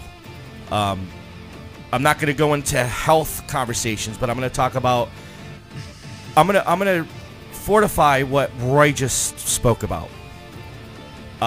Would you say 6 years ago, actually? Well, when did I live on Union Street? it's probably even further than that. I would go back as far as 7 or 8 years, because I've known you for 10 or 12. And when did I do a literal backflip? When did I came like, everyone's like, what happened? What happened to you? I came around. What happened is that you got medical diagnosis for problems you didn't know you had. They were affecting you in ways you didn't understand. One of them was a sleep issue. I mean, you used to drive down the road with me, and you'd be a passenger, and the next thing you know, you're zonked out. Oh, I was gone. Middle of the day. But you didn't know you had a sleep issue. I had sleep apnea. Sleep apnea, and there were other medications that they were giving you that weren't dealing with the problem. Right. So you were a lot hyper. You've calmed down a lot, but you were a lot hyper when I first met you. I couldn't think to save my life then. I had no social cues. It pissed everybody off. Oh, I still piss people off nowadays, but I do it in the media. I'm a controversial person. I take things to a personal level on the air, which seems to stir the dookie pot here in town. But yeah, I have 10 times more friends than I used to. But this is what happened. The diabetes, it was untreated. And I remember a Norwich cop explaining to me, one of the coolest cops. He ended up hiring me at the Harp and Dragon, where I worked as a prep cook. And well, I started off as a dishwasher, moved up to prep cook, and then got between cook and prep cook. I didn't want to stay a cook. That was just too much heat near that stove. But I was happy putting stuff together. He paid me really good, and everything worked out. But I was starting to work with diabetes. Now, this is what the cop told me, who ran the Harp and Dragon in Norwich. He told me that they had paramedics they had to stage because they had a guy who was a diabetic who was not treating his diabetes, and his sugar levels were constantly out of control, which in fact were causing blood veins in his head to or causing his brain to expand. Do you know anything about diabetes, Roy? I'm not familiar with it. Okay. There's things that with diabetes, your sugar levels get too high. It can cause your brain to, like, literally expand and then cause hemorrhaging, where you have blood vessels exploding inside your brain. Those little tiny thread thin, even thinner than hair blood vessels. Those are the ones that start blowing first. They're not treating the diabetes caused this guy to go into a psychological breakdown, and he's standing out in the front of his yard. The cops got their guns drawn on him, and he's cutting himself. He's carving himself up like Swiss cheese with a knife. And all the cops can do is sit there and watch this guy dice himself. He wasn't threatening the officers. He was cutting himself. He wasn't even feeling any pain. I mean, how do you sit there and carve yourself up with a fillet knife and cut right down to the bone? They said that pieces of his skin, I'm sorry I'm being graphical here, but pieces of his skin and flesh and muscle were just dangling off his arm. That's where his mind is not functioning like a normal mind. Right. So I was on my way to that, and then I lost my social cues. I started losing my friends, and I started hanging out with some of the biggest, most dangerous people I've ever met in my life. And they turned out to be people. Let me explain this to you. These are individuals who can walk into any hardware store, Walmart, a convenience store, and pull common household chemicals. I should be careful what I say here, because I'll have government vehicles outside my door, because you know how they monitor everything. You trip certain keywords and everyone's on you. These guys were very dangerous people. They could take household chemicals and build something that could explode and flip a vehicle upside down. Take out a tree that was 2 or 3 feet in diameter, round. Serious stuff here. That's where Homeland Security is trying to get in to be able to monitor that. Right, and we're talking about, this guy's not a terrorist. He had, well, it's in the news, so I can talk about it. His name's Kevin Walker, and he had Asperger's. And he was just obsessed with blowing stuff up and setting it on fire. You know, it's not the first person. The first guy I was hanging out with, who I took out fishing, decided to go light some pallets on fire.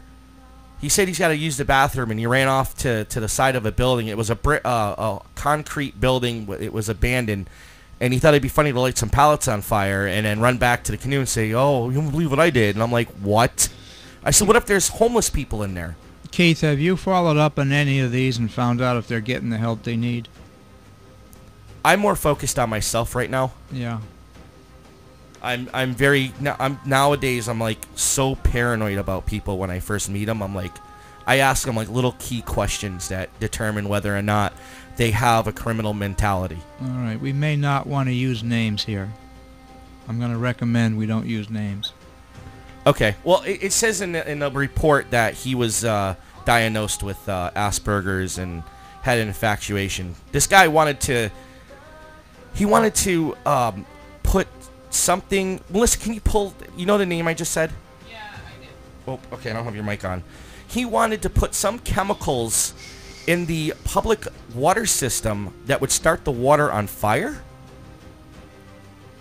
if memory serves me correct. So, why? If I told this guy 100,000 times, if you want to blow stuff up, go join the National Guard, go join the military, join a demolition team. You want to burn stuff? I don't know, go into the military. Be there's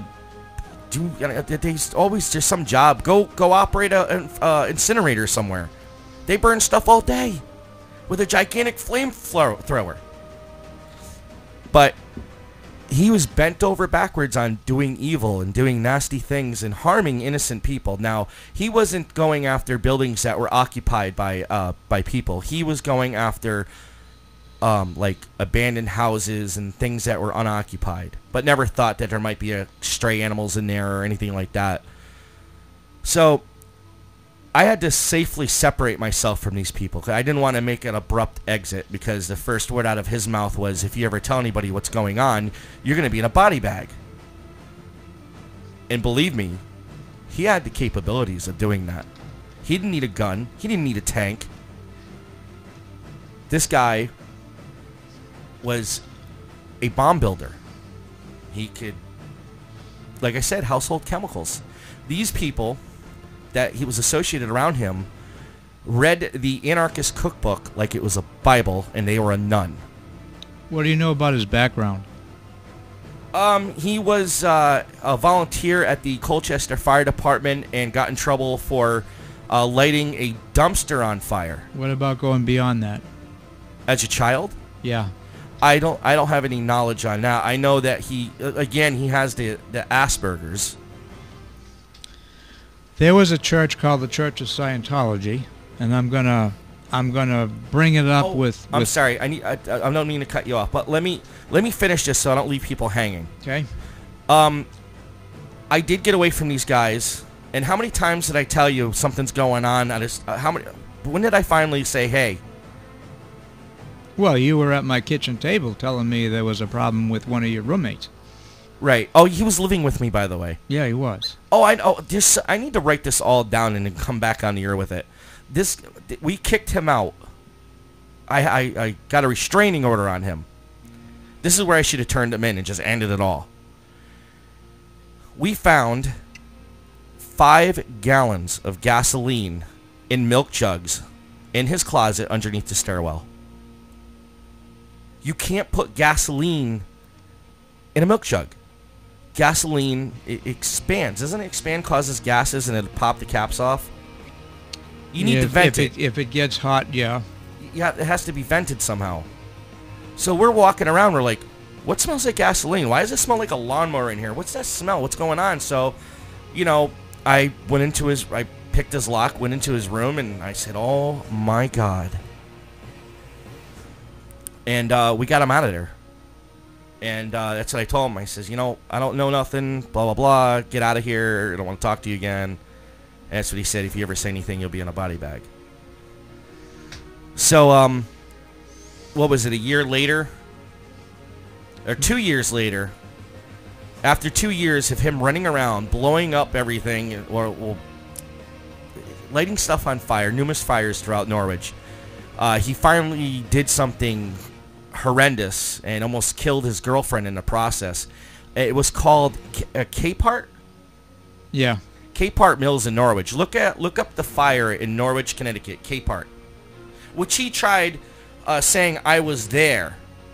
He tried saying I was there when in actuality I was with a friend up in New London, Connecticut, celebrating my birthday. I think it was a belated birthday celebration. But in the process of lighting this huge factory on fire, he almost killed his girlfriend in the process. So he's getting bigger and bigger. This is getting out of control. And the ATF, the FBI, and several other agencies were involved in this fire. And one of my friends who was a volunteer firefighter almost lost his life in that fire. And I said, you know what? I gotta say something. I can't. I don't care if someone else dies because I kept my mouth shut, and it takes these cops in town forever to figure out what the hell's going on. I said, I have a body on my conscience. If someone died because I didn't do the right thing, I didn't take the responsibility and do what I'm supposed to do as a moral human being. So I said, screw it. If he kills me because I turned him in, then I can rest in peace knowing that I did the right thing and no one's life is going to be in jeopardy. So I ran to a friend out in Colchester, Connecticut, who ran the EOC. He was a fire marshal for the town of Colchester, and I spilled the beans. Call me a snitch. Call me whatever you want. People's lives are in danger. People's lives and property were in danger, and I had to do something. I had to get the information to the police and say, I might go to jail, but who gives a crap? I'd rather spend some time in jail than know that someone's life got taken because I was not in a proper moral frame of mind and took my responsibility as a decent human being to do the right thing. So 29 months later, here I am in Torrington. But in the process, I got to strange things happen. We'll get into that in a minute. Go ahead, Roy. Are you still on track, or did I take you off? No, I'm still on track. I just wanted to close that story with everybody. Okay. I don't know if you remember, but I was with you when you made that phone call. Oh, yeah. Yeah, I was freaking out. And I didn't understand the phone call until later on. Right. But I know that you were talking about you didn't want to have it on your conscience if somebody got hurt. And then it was after that they called you in for a deposition. Right. What I wanted to talk about is Church of Scientology, and I say it with caution because... Oh, God. Family Guy, The Simpsons, and pretty much all the Fox shows. Now, Fox TV, the Fox network, is a show who has religious views on things. Okay. But yet their TV shows make fun of, I don't know how many times they've picked on the Church of Scientology. Okay. Am I saying it right? Yeah. Okay, go ahead. My introduction to the church was a friend of mine had brought me into it, and we found a book called Dianetics. And Dianetics started talking about mental aberrations in the mental field, or aberrations in the mental field, and how these aberrations can cause all kinds of physiological and psychological side effects. Right. I found the book very interesting. I tried to get more involved in the Church of Scientology, and things kind of went haywire because it seems like they were more interested in making money than they were in actually helping people. But I did find the book to be interesting. And they were talking about hypnotic effects. Something happens to you as a child, you may not remember it. But later on in life, something triggers that memory. It's kind of like a psychological key. Yeah, and all the things that go with that memory suddenly come out. Things that were said, ideas, what you were going through at the time, and it affects you on the subconscious level. Now, because you don't have full memory recall, you don't really know what happened. All you know is that something is wrong. You don't know what it is, and it's affecting you in some bad way. According to Scientology, it isn't until you get to the base memory that you can actually deal with it, because you don't know why you feel a certain way. And they equated it to hypnosis. You go into a hypnotic spell, and the hypnotist gives you suggestions. Now, in a hypnotic state of mind, it's the subconscious that's actually dealing with it, not the rational minds. In other words, you're not thinking this out. You're just engaged in this activity, this subconscious thought, subconscious suggestion. And the hypnotist can get you to act all different ways, can get you to feel all different things, can suggest things. You're hot, you're cold, you have certain odors that are, something smells pretty, something smells foul, and subconsciously your mind is following the cues. And what Scientology tried to say is that in real life, this is not just a game. There are people who, especially coming from traumatic childhoods, can have these psychological suggestions that are in their subconscious mind, and when something triggers it, it makes them feel a certain way, it makes them think certain things, makes them act in certain ways, and the person doesn't know why. I was intrigued by the whole concept. There's another book now that I read by Dr. Arthur Janov, and the book was called The New Primal Scream. And in his book, he talks about the same thing. He was a clinical psychologist, and he found that all kinds of effects, physiological, mental, and whatever, can occur from subconscious suggestions. Now I'm going to give you an example of a subconscious suggestion. There was an individual who was losing control of his right arm. He went to the doctor, and the doctor says, can't find anything wrong. So he sent him to a hypnotist, a therapist, to try to find the cause. And what the hypnotist discovered is that this guy had seen his wife leave his neighbor's home together, and he had a suspicion that his wife was having an affair with the neighbor. Now the problem with this is that the neighbor was his best friend. So he didn't want to confront the neighbor, but he had this impulse that he wanted to punch him out because he figured that he was messing with his wife. Well, the conflict in his mind was that he wanted to punch him out and he didn't, and he was losing control of his arm. And when the therapist brought this to light, he says, you need to confront your wife, you need to find out what was going on. Well, it turns out that his wife wanted to surprise him with a new suit, and his best friend was of the same height and build. So she was using him as a model so that she could tailor the suit to fit. Right. And when he discovered this, he regained normal control of his right arm. Wow. It was a subconscious suggestion that his mind was trying to react to the situation. Now I'll give you another suggestion, another situation. This man was losing his eyesight. He went to the optometrist, and the optometrist says, there's nothing wrong with your eyes.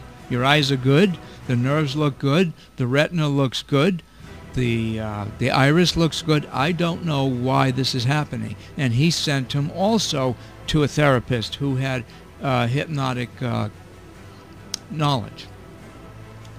Well, the therapist couldn't find the problem, so he put him into a hypnotic spell, and he discovered that this individual had an issue with pornography.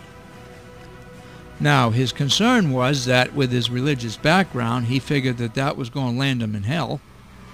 And so he was praying to God that God would take away his desire to look at pornography. Well, the problem wasn't solving. And so what was happening is that his mind, in an attempt to satisfy his need or his subconscious desire, was interfering with his ability to see. And so the therapist got him involved into sex therapy, sex addiction therapy, and shortly thereafter his eyesight returned.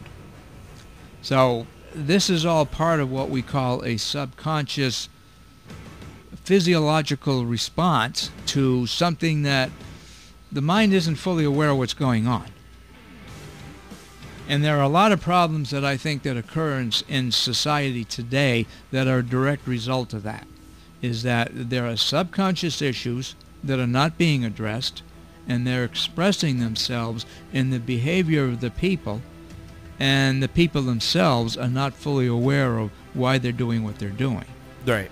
Some of it can go all the way back to their childhood, and it's a matter of this is where people need to talk to people.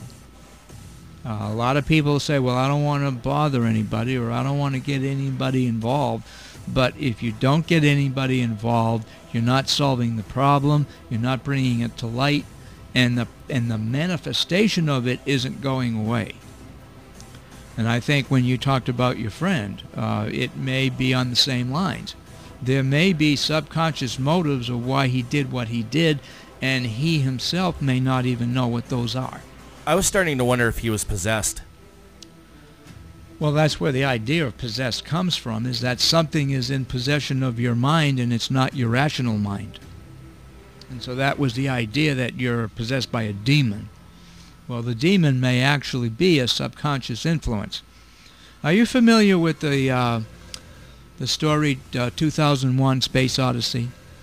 Oh yeah, with the artificial intelligence on board. Well, Hal. along the trip heading out to Jupiter, Hal, the computer, decides to kill all the human inhabitants.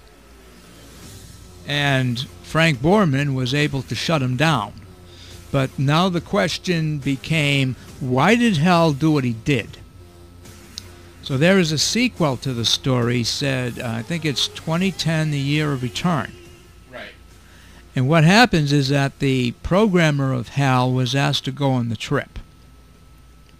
So he ends up powering Hal back up, and as he's doing so, he's going through it one module at a time so he can find where the problem happened.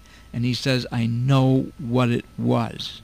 And they said, what was it? And he says, Hal was programmed with a lie. He was told that the mission is priority and that the whole planet Earth may be in jeopardy if the mission didn't go well. And he was also told that humans make mistakes. And so his feeling is that the only way he can accomplish the mission and save planet Earth is to get rid of the problem. Right. Well, this goes back to the idea that Satan is the master of deception and the harbor of the lie. And this goes back to what I was saying earlier about Scientology and the new primal scream, that when there is a lie in the mind and you don't know it's there, it can have an adverse psychological effect on how you think, your behavior, and everything. But it starts with how you think. Of course, everything you do starts with how you think. Right. So if your thinking is off, your behavior is going to follow suit. We can bring it back to to the witch trials of Europe. That was a situation in which people had a false concept of what was causing disease, crop failures, and all of that stuff. Right. And they were convinced that it was witches summoning up demons. It was a misconception. It was a lie. It lasted 400 years. And what happened because of it never should have happened. But it was even worse than what we see in the terrorists today. Right. And I wouldn't be surprised if the terrorists today are under the same misguided, something's wrong with how they think. Right. I was reading an article in Time magazine about this guy that was going to join ISIS. And he was recruited by a disgruntled Algerian. Anyways, it turns out that the Algerian convinced him that the Quran says that suicide bombings is a blessing, and he brings it back to the blessings of martyrdom. Well, the whole point is that you're not a martyr if you commit suicide. Right. You're a martyr if you're killed because you refuse to denounce what you believe. You are not a martyr if you are a suicide bomber. You're a murderer. And you are violating one of God's commandments written in stone. But because this guy was led to believe that martyrdom is saintly, he was willing to go into ISIS and become a suicide bomber. And this is where the mind is getting the wrong information. And this all covers with this concept of good and evil. It's when the mind harbors a lie, watch out.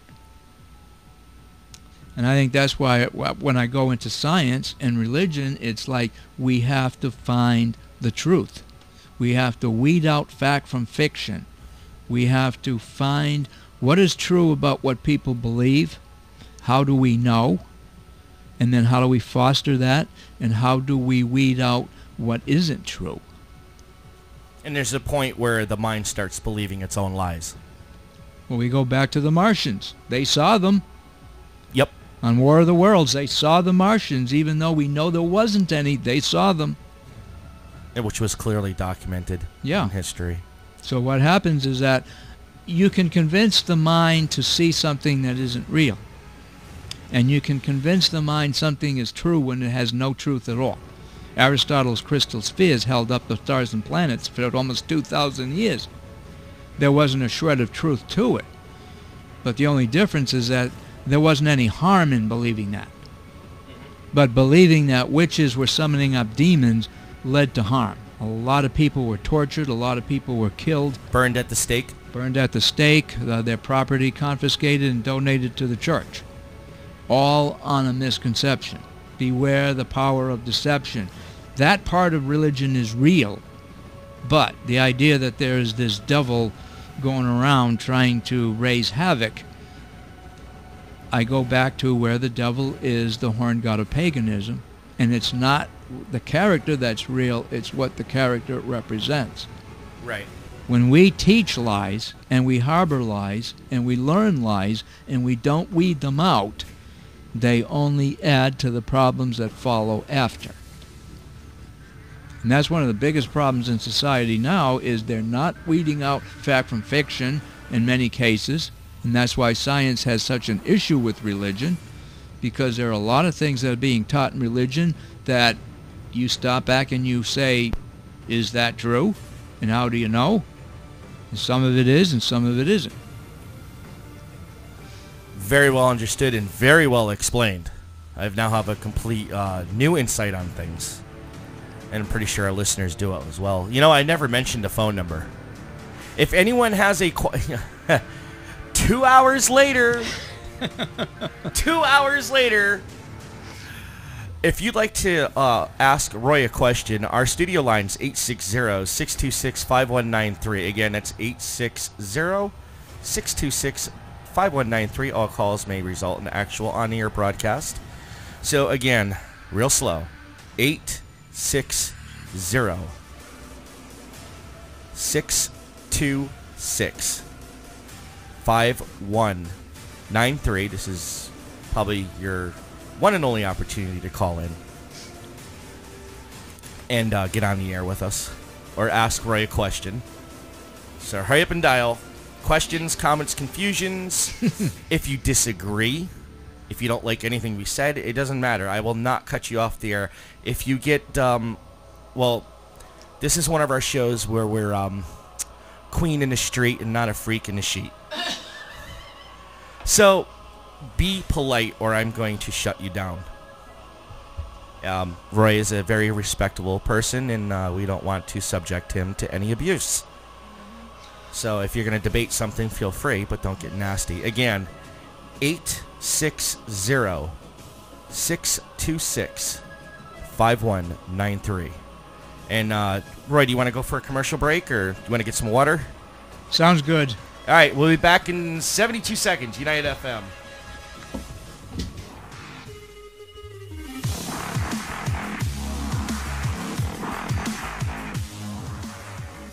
Looking for a game system or games? Or maybe a piece of stressed or unstressed furniture at a reasonable price? Or maybe you're a Kiss fan and you're looking for that perfect memorabilia piece that you've searched all over for, but still haven't found? Well, Second Chance Thrift Shop just might be the place to find your next piece of furniture or Kiss memorabilia piece while supplies last. Second Chance Thrift Shop offers different items from clothes at reasonable prices to electronics and game systems, and games at very low prices. But that's not all they offer. They also offer jewelry and books and other finds at very low prices. So stop on by the Second Chance Thrift Shop located at 523 Main Street in Torrington, Connecticut, across from Walgreens. Come on down and find your hidden treasure today. Hi, this is Keith Mutch from UnitedFMRadio.com. If you aren't already a fan of us on Facebook, we highly recommend becoming one. The best way for you to interact with us is via our Facebook page, where we encourage likes, comments, and shares. So go there now and give us a like and suggest our page to your friends. Our page is located at facebook.com/United Radio FM. Again, that's facebook.com/United Radio FM. United FM, powered by 1.21 gigawatts. What the hell is a gigawatt? Color Host, colorhost.co. Check out colorhost.co for all your streaming and web hosting solutions today. When this baby hits 88 miles per hour, you're gonna see some serious shit.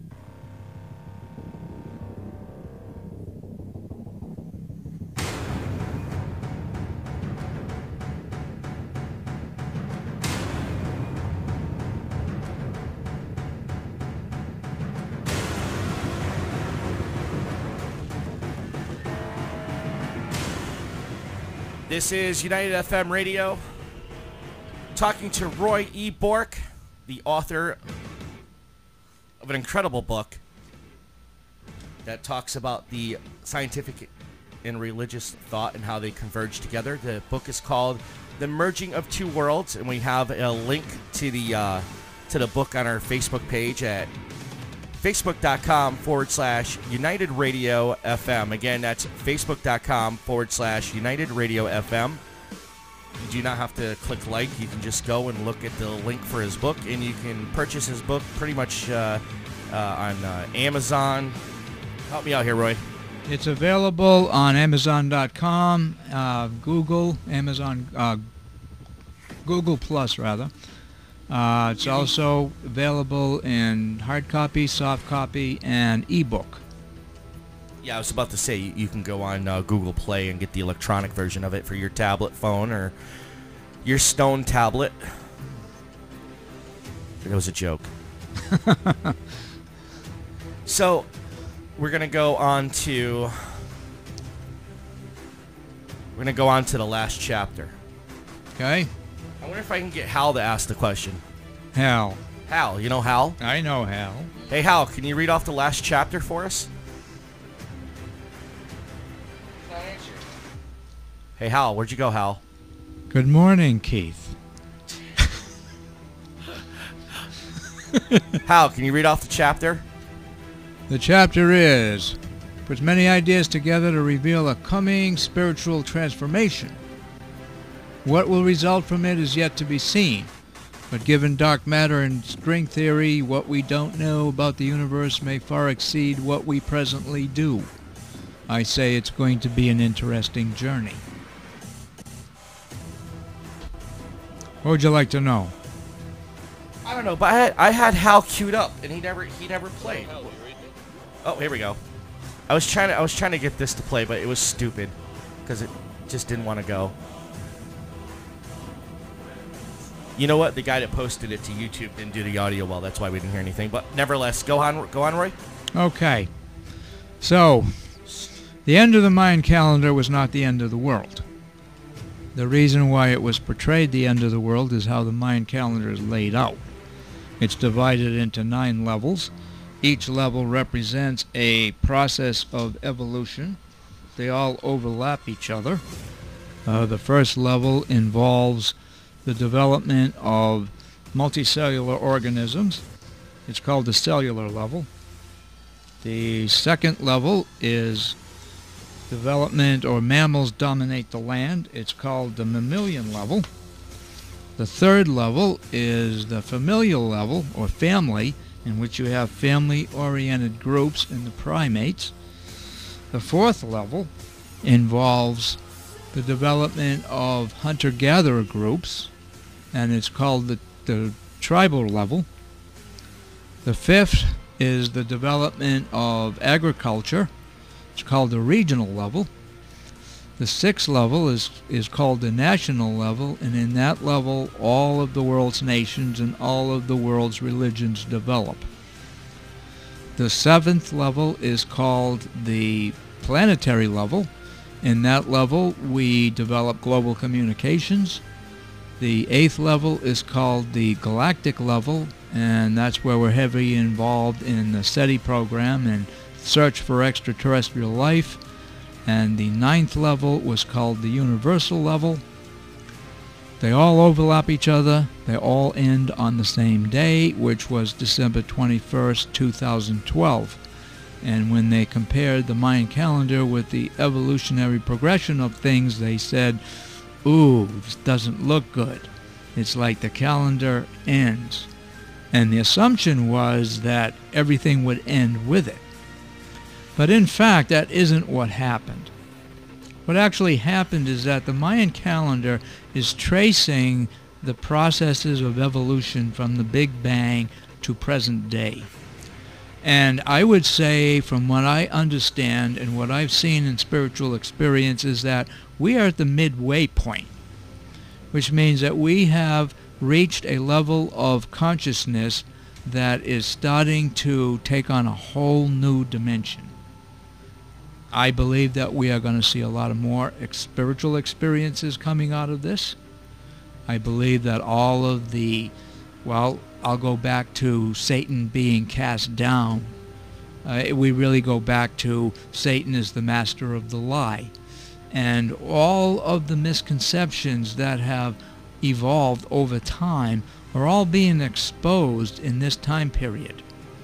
So, again, I go back to it's not the character that's real, it's what it represents. And we are seeing lies being exposed, whether they're intentional, whether they're unintentional. Most of them are unintentional, but it's just things that have carried over, and they're all being brought to light. We are exposing all the misconceptions of the modern world, and it's all getting weeded out. So I see that as what it means when it says Satan will be cast down. I see it happening, and I don't see it as anything to be feared. I see it as something to look forward to, is to know what's true and to know why it's true. Very, very fascinating. And again, an awesome insight. That's the part of your book I had a hard time with for some reason. It's difficult because the way it overlaps. I mean, the first level is 16.4 billion years long. Second level is 840 million. Third level is 41 million. The tribal level is 2 million. The cultural is 102,000. The national level is 5,116 years. And in fact, if you look at the end of the cultural into the national, you're actually going back to the beginning of Genesis. So Genesis is actually starting at the beginning of the national cycle in which all of the world's religions and all of the world's nations develop. Planetary is 1,755 years long. The galactic started in January 4th, 1999. It was just over about 20 years. And the universal level lasted from February 10th, 2011 to December 21st, 2012. It was a very short time span. And what it's really saying is two things. Number one is that everything in nature is accelerating. You can see the acceleration just in the last 100 years. The scientists talk about the universe expanding at an accelerated rate.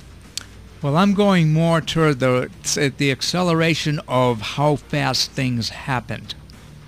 From the Big Bang to planet Earth is billions of years. From planet Earth to life forming is millions of years. And then as you get into closer toward the modern era, each wave gets faster and faster and faster. And, well, 100 years ago, just over 100 years ago, they had horse and buggy. It was 1903 that the Wright brothers made the first powered flight. And it was only a little over 60 years later they landed a man on the moon. Now, compare that to how long did it take for life to evolve from multicellular organisms to where we are today. Right. The dinosaurs lived for 150 million years. So the rate at which things are changing have been accelerating since the very beginning. And we see, well, just look at the last decade. They put out a computer and it's obsolete almost before it hits the market. Right. So we can see the acceleration. And this is what the media saw, And they said, oh my God, it's all going to come to an end. And they didn't understand it was an end of an era. Now, a new era is evolving. And where it goes is going to take us in places that we probably couldn't even have dreamed of going. So that's what I see, is that we have a lot of new things that are going to start happening.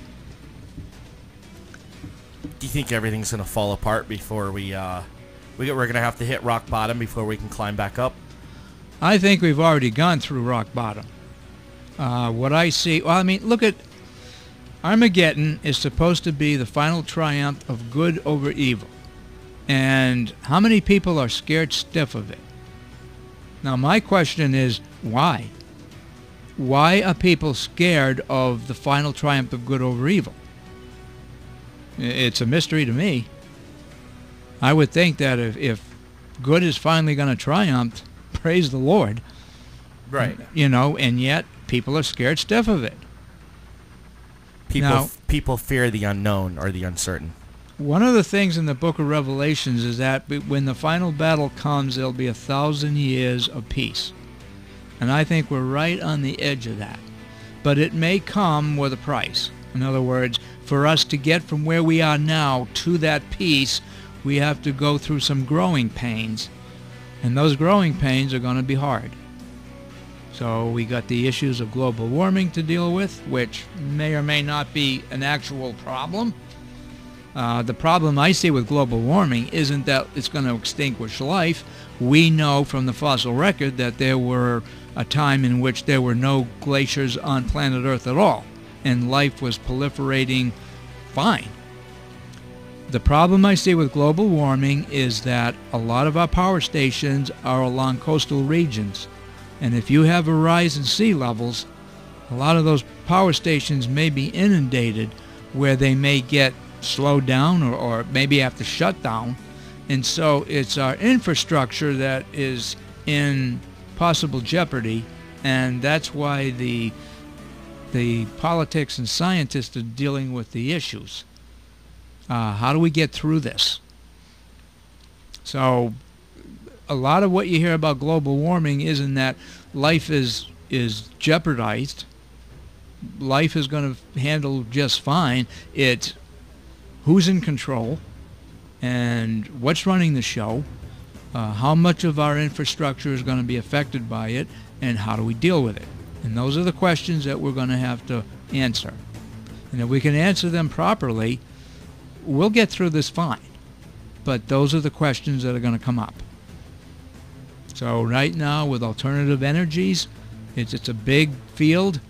That's one area that we need to move in. Another area is the development of recycling. We can't let our resources go to waste. A lot of people don't like it, but the fact is it's necessary. Conservation of resources. We can't waste water like we're doing. They tell us all around the world that freshwater supplies may be in jeopardy. It's only if we throw it away. You don't have to go in the shower and take a 2-hour shower. And yet all that water is being wasted away. You get a bottle of water. How many people have a bottle of water, take a sip of it, leave it there, it gets drained down the sink? These are all the things that we have to change the way we do things so that we don't waste our resources. And so I see that as the issues we have to deal with. They're not easy. They require sacrifices. But those sacrifices are for the benefit of the human race. If we're going to get through this, we need to learn to conserve, we need to learn to recycle, and we need to learn to come up with alternative energies and use them wisely. Sounds good to me. Oh, I'm sorry. Go ahead, Melissa. There was a documentary. There's a bunch of documentaries on that, but the show was called In the Wormhole. In the Wormhole, yes. Morgan Freeman. And he talks about the Earth can rebuild itself. Oh, yeah. If, like you said, we take the proper steps to rebuild the Earth the way it is supposed to be instead of destroying it. When I was a teenager, there was an issue of water pollution. I used to live along the Merrimack River, and that river was a wasteland. It was full of rubbers. It was full of sewage. It was full of industrial waste. Fishes were dying. The streams and the rivers were dying. The original concept was planet Earth had the capacity to clean itself up no matter what we did to it. And the truth of the matter was that wasn't true. There was a feeling then that we were on the last leg. It was just a matter of time before pollution was going to totally destroy Earth. But individuals said, there's a way to solve this. We can deal with this waste. We don't have to just dump it in the rivers. We can build sewage treatment plants that process it, that deal with it, remove the dangerous chemicals. We can transform our type of chemicals so that, like, lead paint is no longer being used. We now have water-based paints that are a lot safer to the environment. They clean that river up. You would not have believed it at the time that river could have been cleaned up. It looked like a septic system. And this is what people were swimming in. This is what people were fishing in. They wouldn't eat the fish. They just throw them back. And this is the place where people were running their power boats.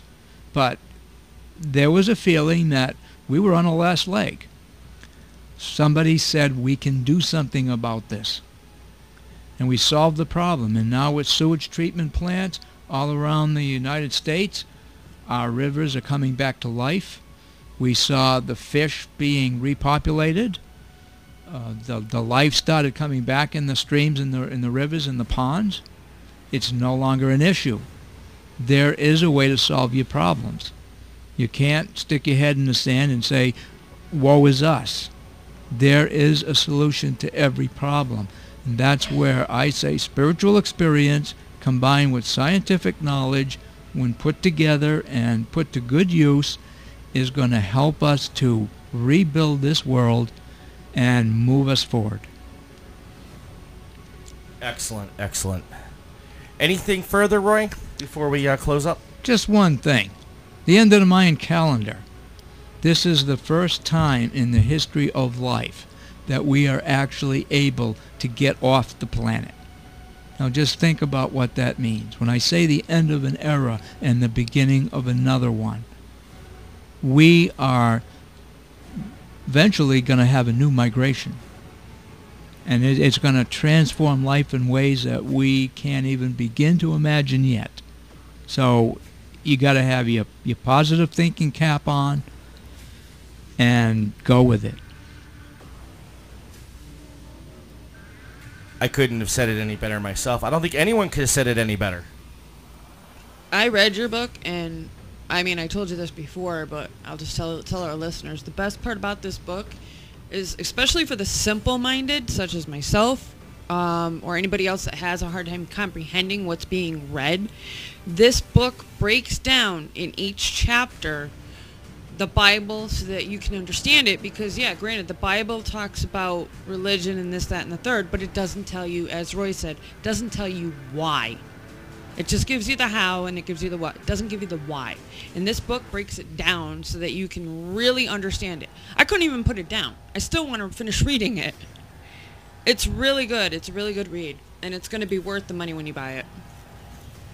Well, maybe we can give away one signed copy.